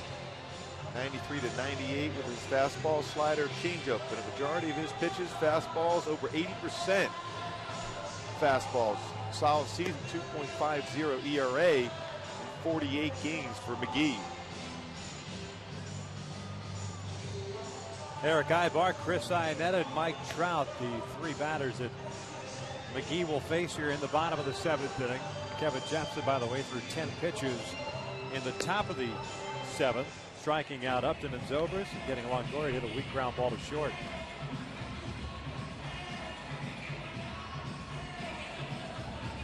At one point, an 8-0 Angels lead. It became 8-7 in the 5th. And then a sac fly off the bat of Jose Lobaton after a pass ball brought in the tying run. And that's where we stand right now. Halos had 2 on with 1 out in the 6th inning, but Kendrick struck out swinging and Callaspo grounded out.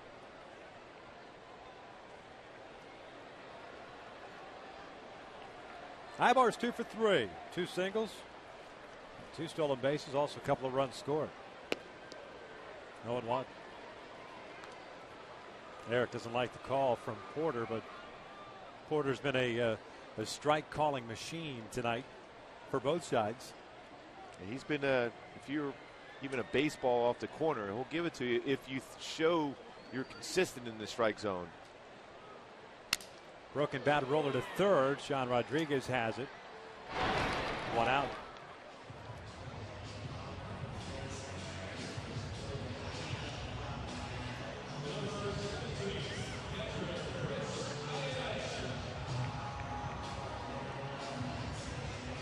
Iannetta steps up, 0 for 3. A pop-up, a ground out, and a strikeout.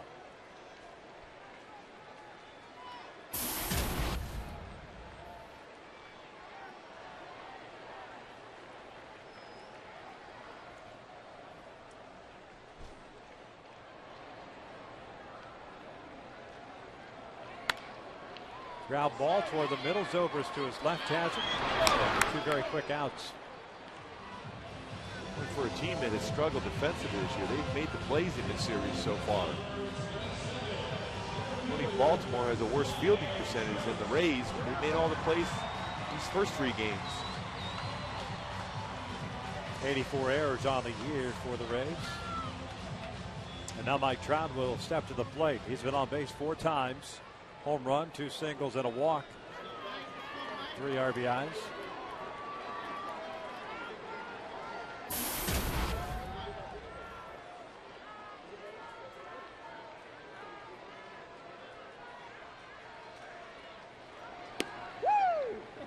Oh, 1. Mike came into tonight's action still in the American League and hitting with a .339 average. With the 3 hits, though, he's taking that average back over 340 to 344 right now. Coming back inside, the 0-1. Bouncer toward third. Rodriguez has it to the backhand. Low play. Digs it out. Looked like maybe Keppinger came off the bag, but no argument whatsoever. A 1-2-3 inning. Angels go down in order. We're still timed 8.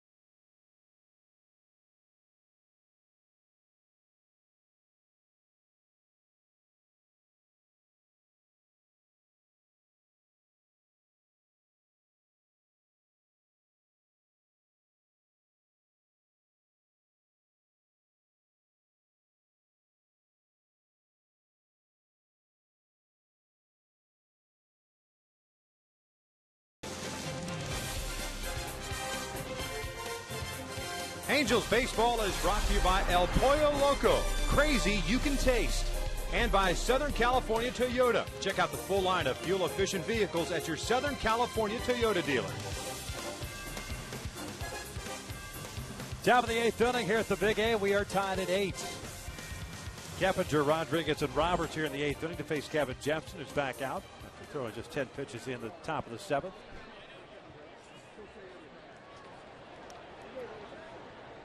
Keppinger is a guy that likes to swing early in the count. He's 0 for 3 tonight.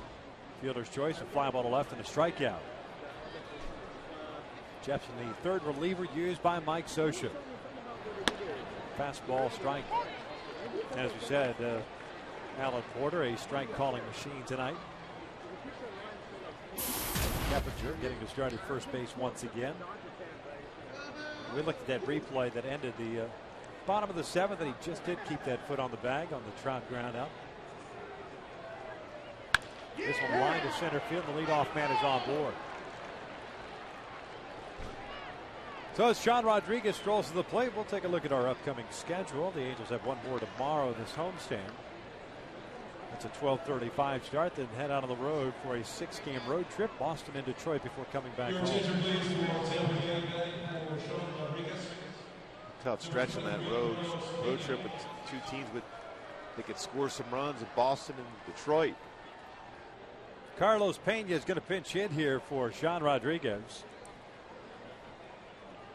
Keppinger more than likely moves to third, and Pena takes over at first.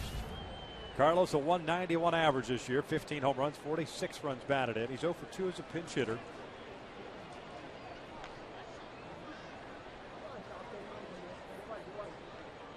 He did get an at-bat late last night, and he hit a fly ball to right field.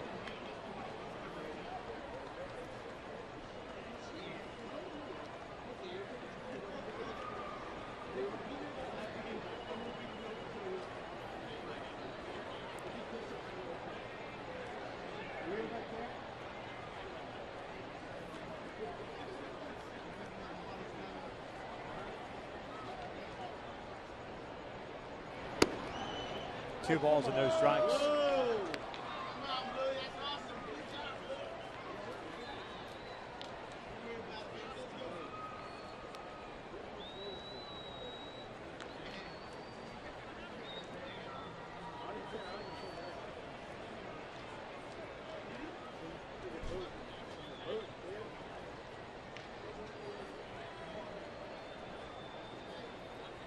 Keppinger over at first base with that leadoff single. Here comes the 2-0. Pena fouls it back. Angels have Ernesto Friere warming up in their bullpen. Joel Peralta warming up for the Rays. There's Ernesto.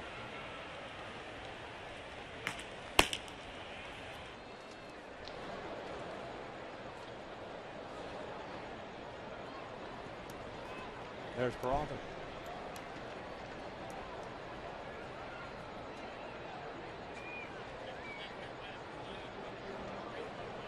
2-1 pitch. Swing and a miss. 2-2. Well, last time Kevin Jepson went 2 innings in an outing was 2009. Still good life on that fastball. Got it by Pena in a fastball count. 2-1. Evens up the count with that 97.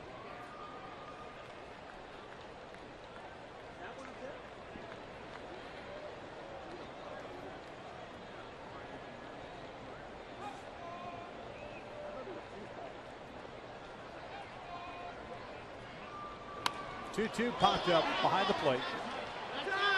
And that up. Runs out of range.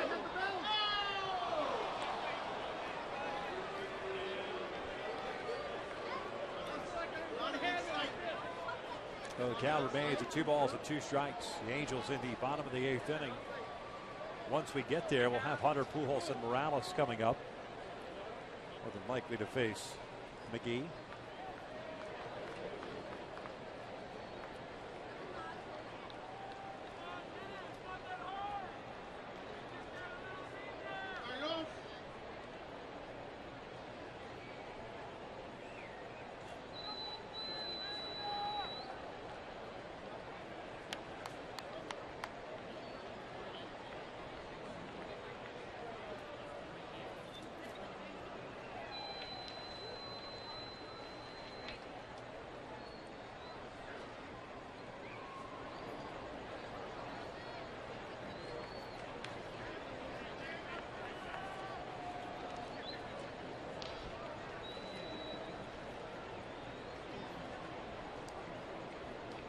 A 2-ball, 2-strike count still on Pena, the pinch hitter. Nobody out here in the 8th.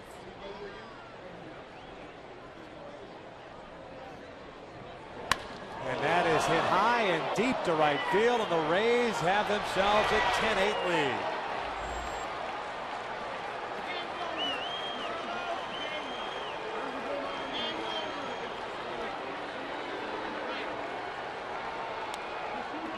This time got a fastball elevated inner half from Pena. Well, the batting average not there. The power is still there for him. A pinch hit, 2-run home run. They try to keep challenging him with fastballs. That one right over the heart of the plate.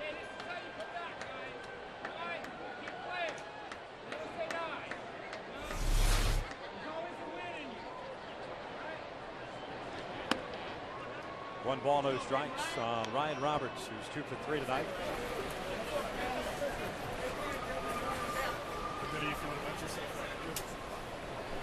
That's 10 unanswered runs by the Rays.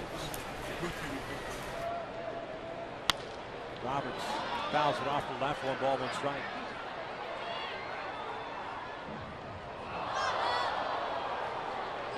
And again, this all goes back to C.J. Wilson unable to get through 5 innings after cruising through 4 and giving up 7 runs on 5 hits in that 5th inning, and all of a sudden exposing the bullpen once again. They have to try to get a lot of outs. Yeah, this bullpen was built necessarily around the fact that the starters be able to go deep into the games. And it hasn't been the case of late. A lot of outs have to be getting out of that bullpen. Mike Scioscia always has talked about what he'd like to get from the starters. Max out, 6 outs out of the bullpen, sometimes 9.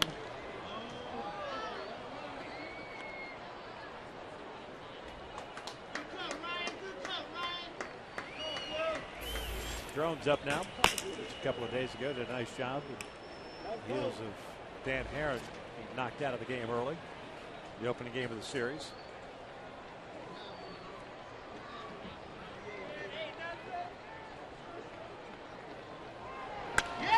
Roberts lifts one out to right. Torrey comes jogging in. There's the first out here in the 8th.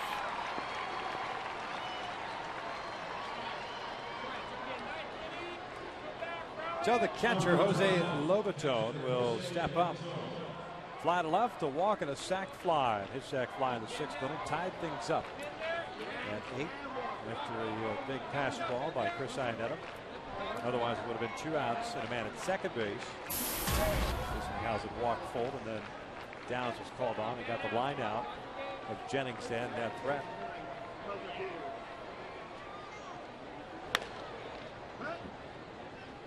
Oh, 1 count.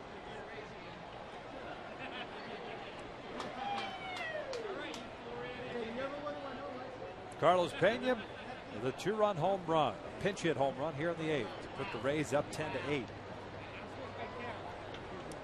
The 16th home run of the season. What's up?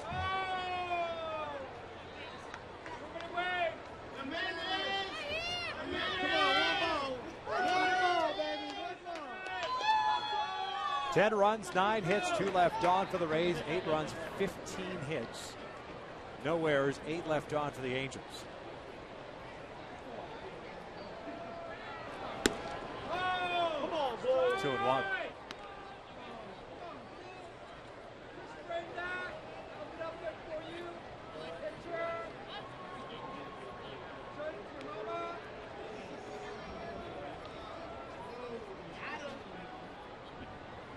Halos now have allowed 29 runs to the Rays in this series.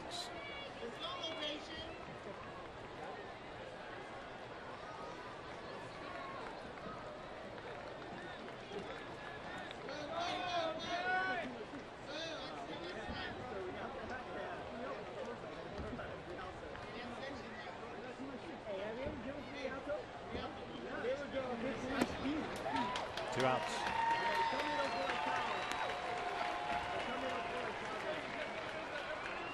Angels pitching staff at the start of this homestand. This would have been on the 10th of August against Seattle that Friday night, 7th in the American League. It had already been going in a downward spiral, but they had a staff ERA of 4.01. Before today's game, a 4.14 staff ERA, and that has gone up with the 10 runs allowed tonight. Fold looks at the strike. Angels starters have gone 5 innings or less in 6 of their last 11 games. No one would have expected that with the staff, the arms, the success they've had throughout their careers.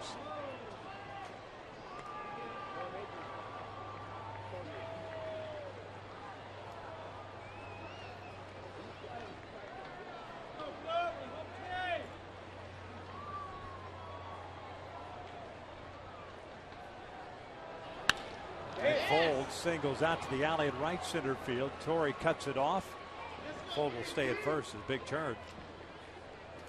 30 pitches now thrown by Jepson, and that's going to be it for Kevin, who retired the side in order in the 7th. Gave up a leadoff single to Keppinger here in the 8th. Then the Pena pinch hit home run. We've got ourselves a pitching change. We are still in the 8th with 2 outs and a man on. The Angels trail this one now 10-8.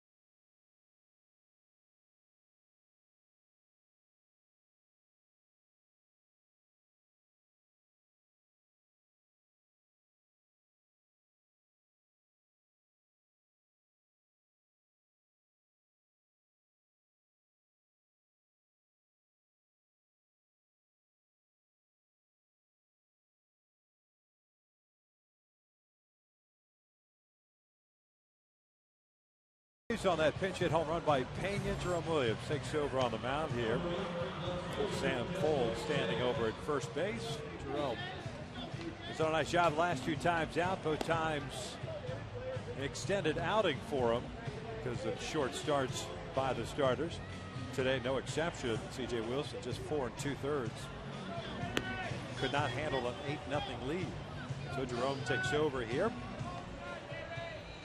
He'll face Jennings, who's 0 for 3 today. He picked up a leadoff, or pardon me, a bases loaded walk in the 5th inning. That was off of Wilson. CJ 4 2/3, 6 hits, including the home run to Longoria. 4 strikeouts, 3 walks, 7 runs, all earned.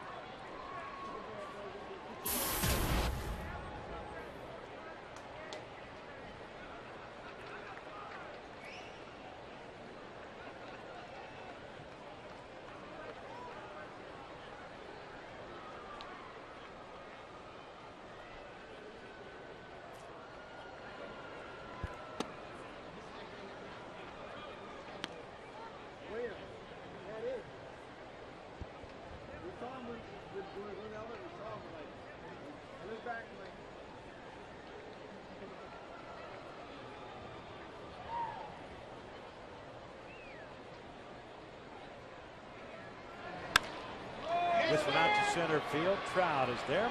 The inning comes to an end. The Rays take the lead. They've scored 10 unanswered. We'll head to the bottom of the 8th. And the Angels down by 2.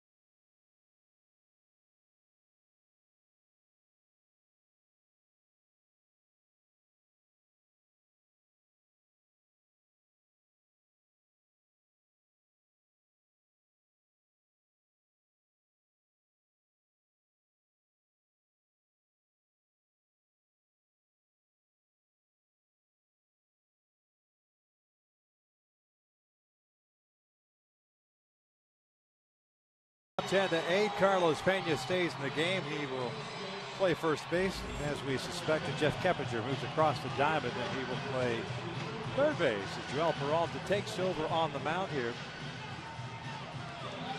Peralta. And he'll be facing strike. He'll be 2, 3, and 4 for the Angels. Yeah, Peralta, a number of pitches. Fastball, 86 to 92 range. Curve, slider, and split finger fastball.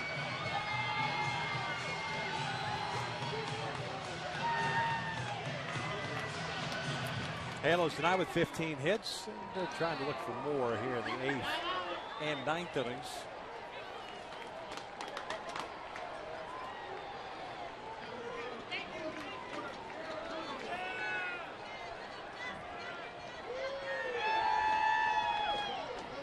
Peralta, the 5th reliever used by Joe Madden. Torrey tonight, a 3-hit game, 3 for 4, a couple of singles and a double. 1 RBI.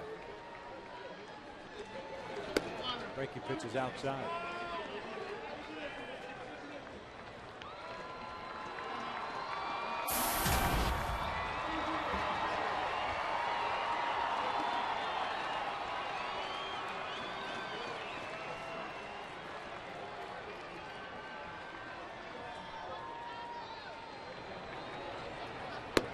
Fastball, called strike.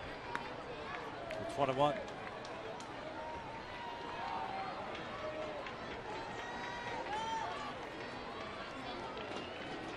RBI that Torrey picked up back in the 2nd.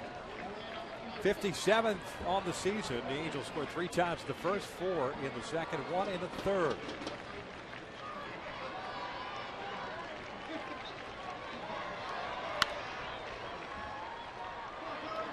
It's a ball and 2 strikes.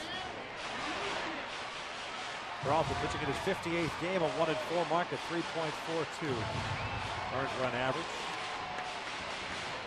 Yeah, opponents only hit 169 against him, yet he has an ERA over 3. Because he will give up the long ball if he has some guys on base. He's given up 7 home runs, 50 innings. You need a base runner, and that's when he's been giving up the long ball. Down over the off-speed pitch, and there's out number 1.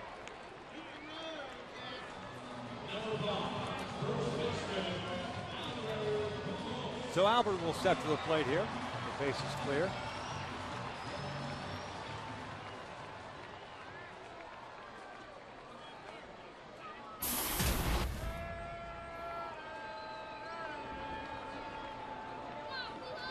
Albert 2 for 4 with a single, a 2-run home run, fielder's choice, and a ground out.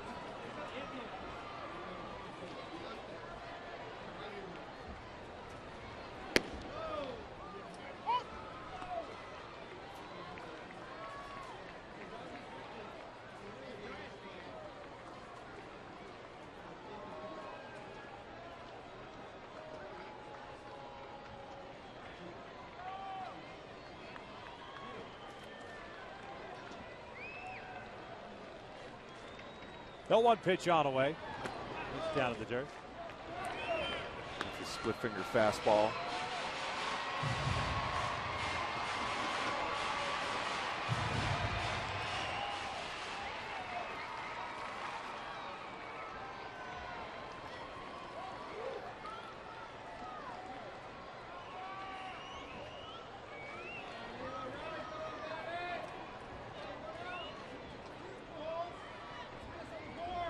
One pitch. 2-1.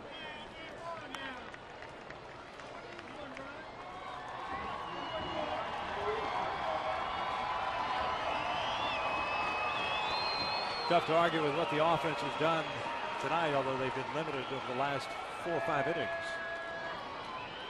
And anytime you score 8 runs with 15 hits on the board, you, in a normal situation, you'd expect to at least be in a position to win a game. 2-1 pitch. Foul off the right, 2-2. You can't ask for any more from your offense. The consistency on their swings, the approaches, the aggressiveness.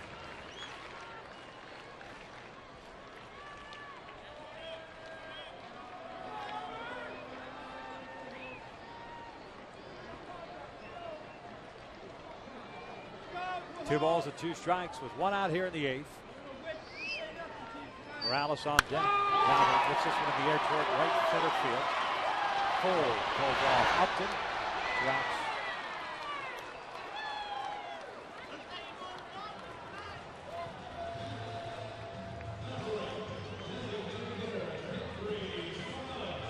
So the base is clear for Kendricks.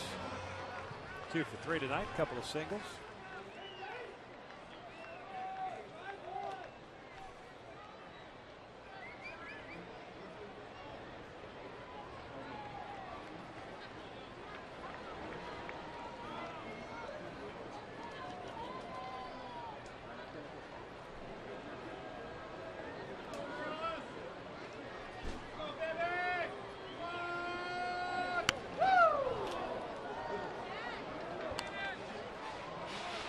No balls and a strike. Kendricks did draw a walk back in the 6th inning. The Angels at that point, in a tie ball game, had runners at first and second with 1 out, but Kendrick with a strikeout, Kayaspa with a ground out.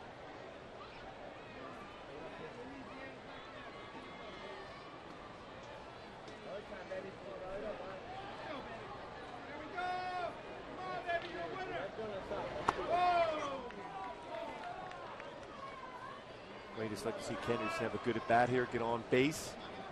And Trumbo on deck, a real good approach. His last bat base hit in the right field, a fastball away.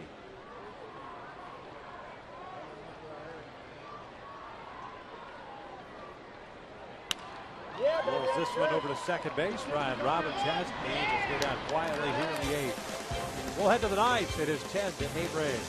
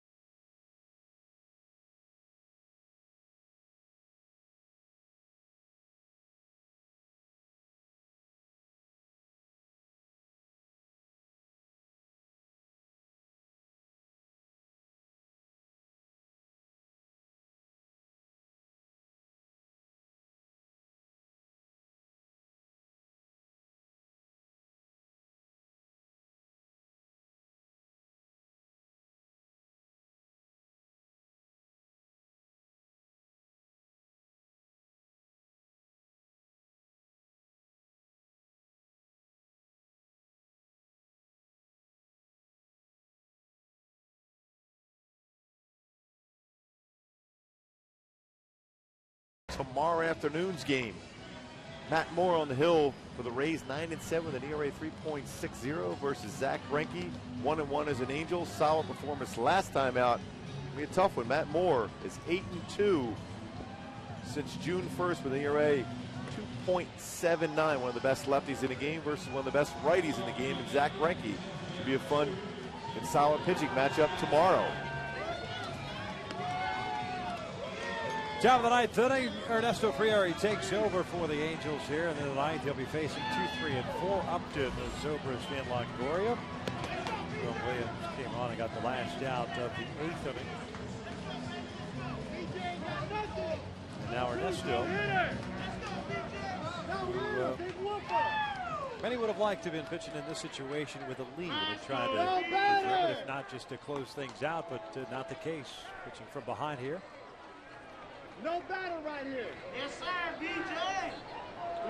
Get the battle and easy out. You got it, BJ. First one is a fastball missing low. 1 ball, no strikes.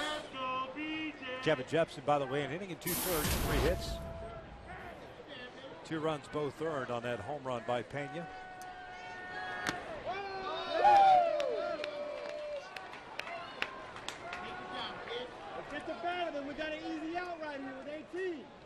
the batter. 1-1 pitch. Chopper to second. Howie's got it on 2 hops. 1 out.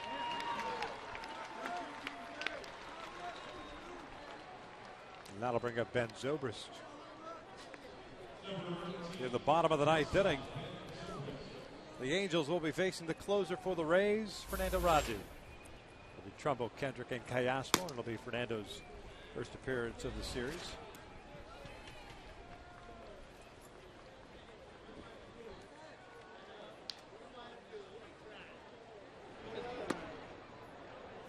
One ball, no strikes.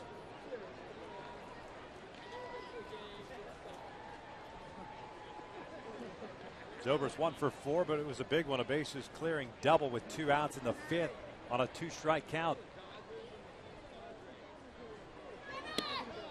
1-1. Good call, Blue. Hey, teams don't batter.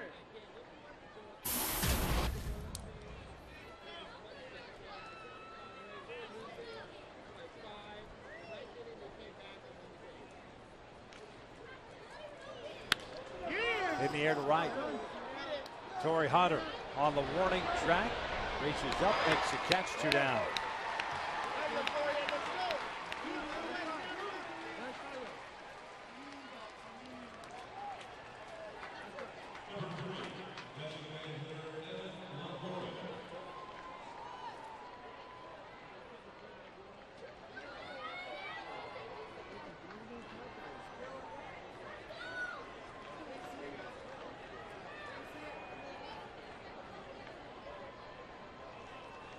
There's Evan Longoria, homer, after that bases clearing double by Zobrist. Last batter that C.J. Wilson faced in tonight's game.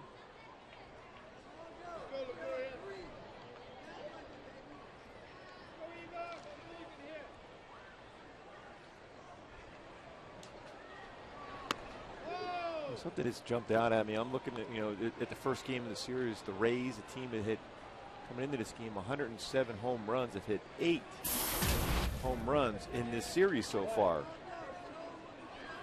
Complete surprise.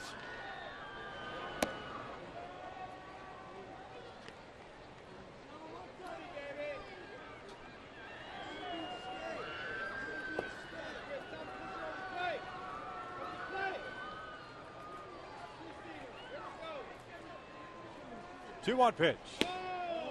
He's in there, 2-2.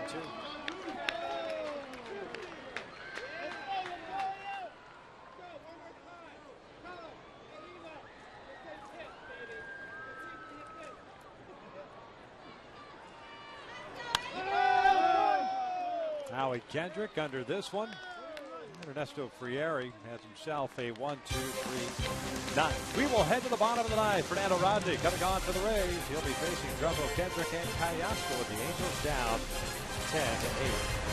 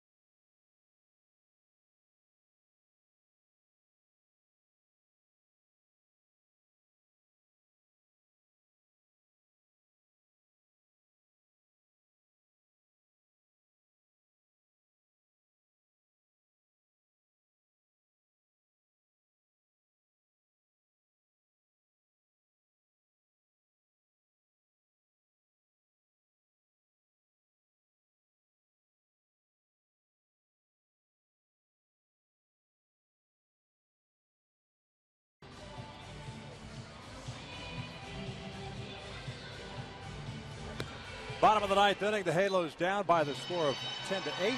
What was once a 8-0 lead for the Angels quickly dissipated. Halos 4 losses in the franchise history after leading by 8 runs, all on the road, the last time back in 1999. Yep, and Emerson, all those were on the road, never at home.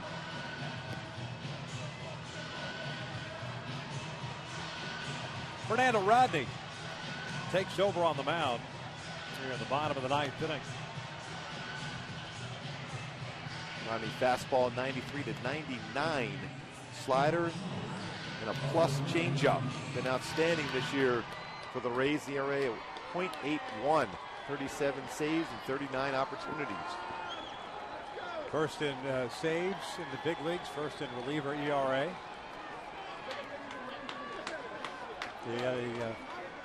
His franchise record streak of 22 consecutive saves snapped on Tuesday as he took the loss.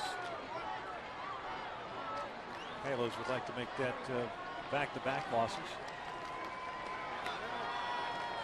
Of course, when the drum was a fastball in there at 96. And one thing you notice out of Fernando Rodney this year, he just does more of a slide step. He doesn't bring that front leg up. Just goes forward. It's allowed him to get better arm action and more consistent in the strike zone.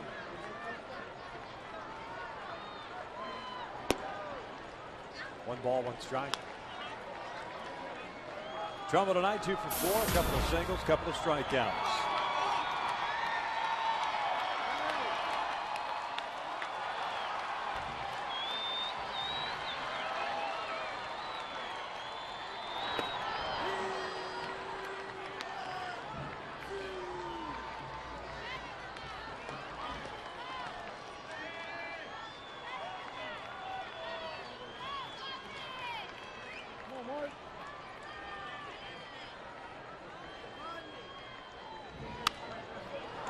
Popped up behind the plate.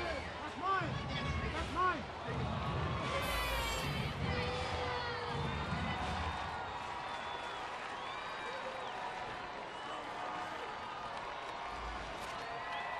One ball, 2 strikes.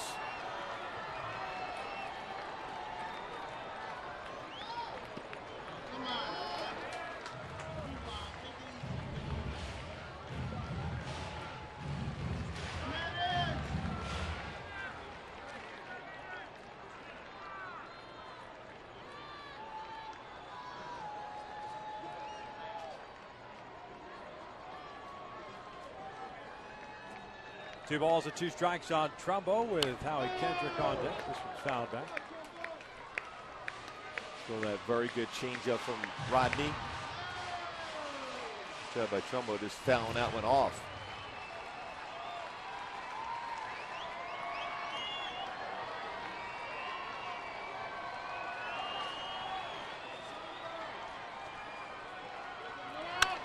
Ground ball towards second. Roberts has it. 1 out.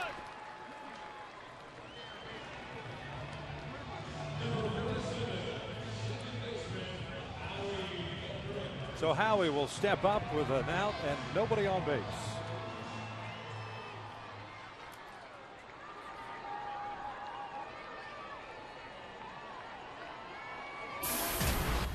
One for 4 tonight with a double back in the 4th inning.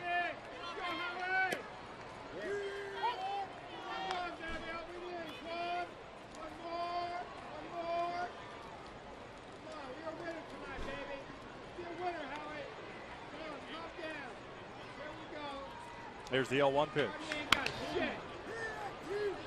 0-2.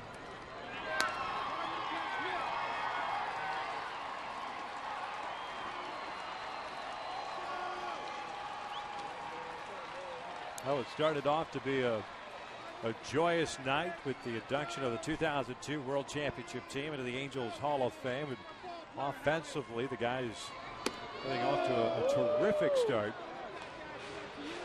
8-0 lead through 3 innings. It just turned into a sour taste. There's no question about it. Bad 5th inning. C.J. Wilson, the unearned run in the 6th inning, and then the 2 runs that Jepson allowed in the 8th.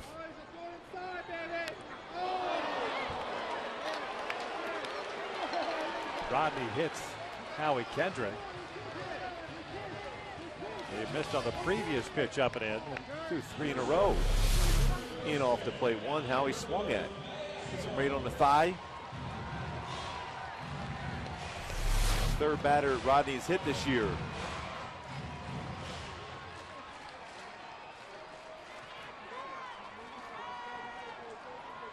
So it'll bring the tying run to the plate, and Alberto Callasco.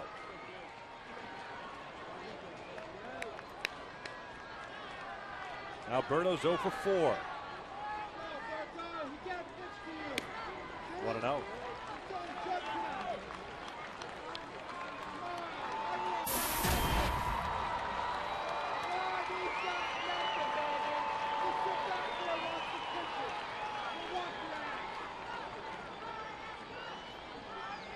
Keppinger playing in at third base just in case. Pena playing behind Kendrick at first. Takes a shot, 2 balls and no strikes. That's what we saw out of Rodney in the past. He'll go to that changeup when he's behind in the count. Feels more comfortable throwing that for a strike than at times his fastball. As we've seen at times when Alberto's looking for fastball in, he's willing to turn on it, but he sometimes can't lay off that changeup. That's what happened in the 6th inning. That one's just off the plate, 3-0. In the 6th inning, got a changeup cued off the end of the bat when he was ahead of the count. And now Carlos Pena, for the second time, comes in and grabs the rosin bag as Eric Ibar hangs out in the on-deck circle. And if you're Callasco, you got to be taking a pitch here. And then if he throws a strike, the next one has to be right in that inside part of the plate where you can turn on it. 3-0 pitch. That is ball 4. 2 on, 1 out here in the ninth.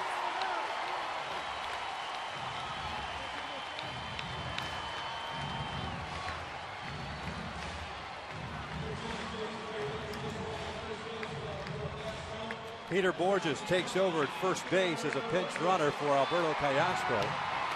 He represents the tying run.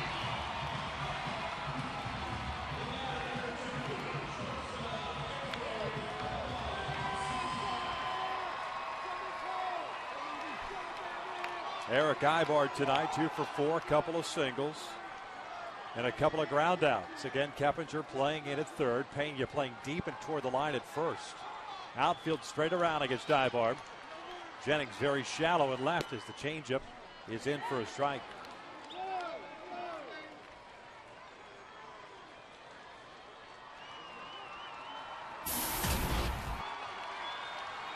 Ibar has swung the bat so well with authority here since coming back from the disabled list. 2 more hits tonight, 3 home runs since coming back. In the dirt, gets away. The runners will advance 90 feet. Tying run at second base on the wild pitch by Fernando Rodney. 3rd wild pitch of the season for Rodney.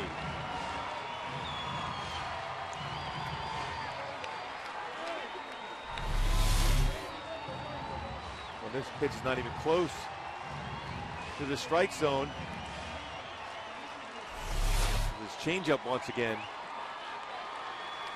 Chris Iannetta was in the on-deck circle. Meister Asturias has come out there now. Kendrick standing at third. Borges at second. 1 ball, 1 strike on Ibar. The Angels down by 2. He chased the pitch up and away. Fouls it off, and it's a ball and 2 strikes.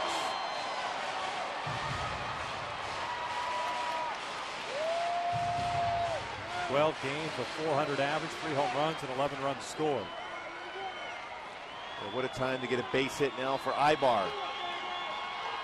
Certainly would tie the game. Especially with the speed of Borges out now at second base. Here's the 1-2. Off speed, down up swinging, down goes Ibar, 2 down.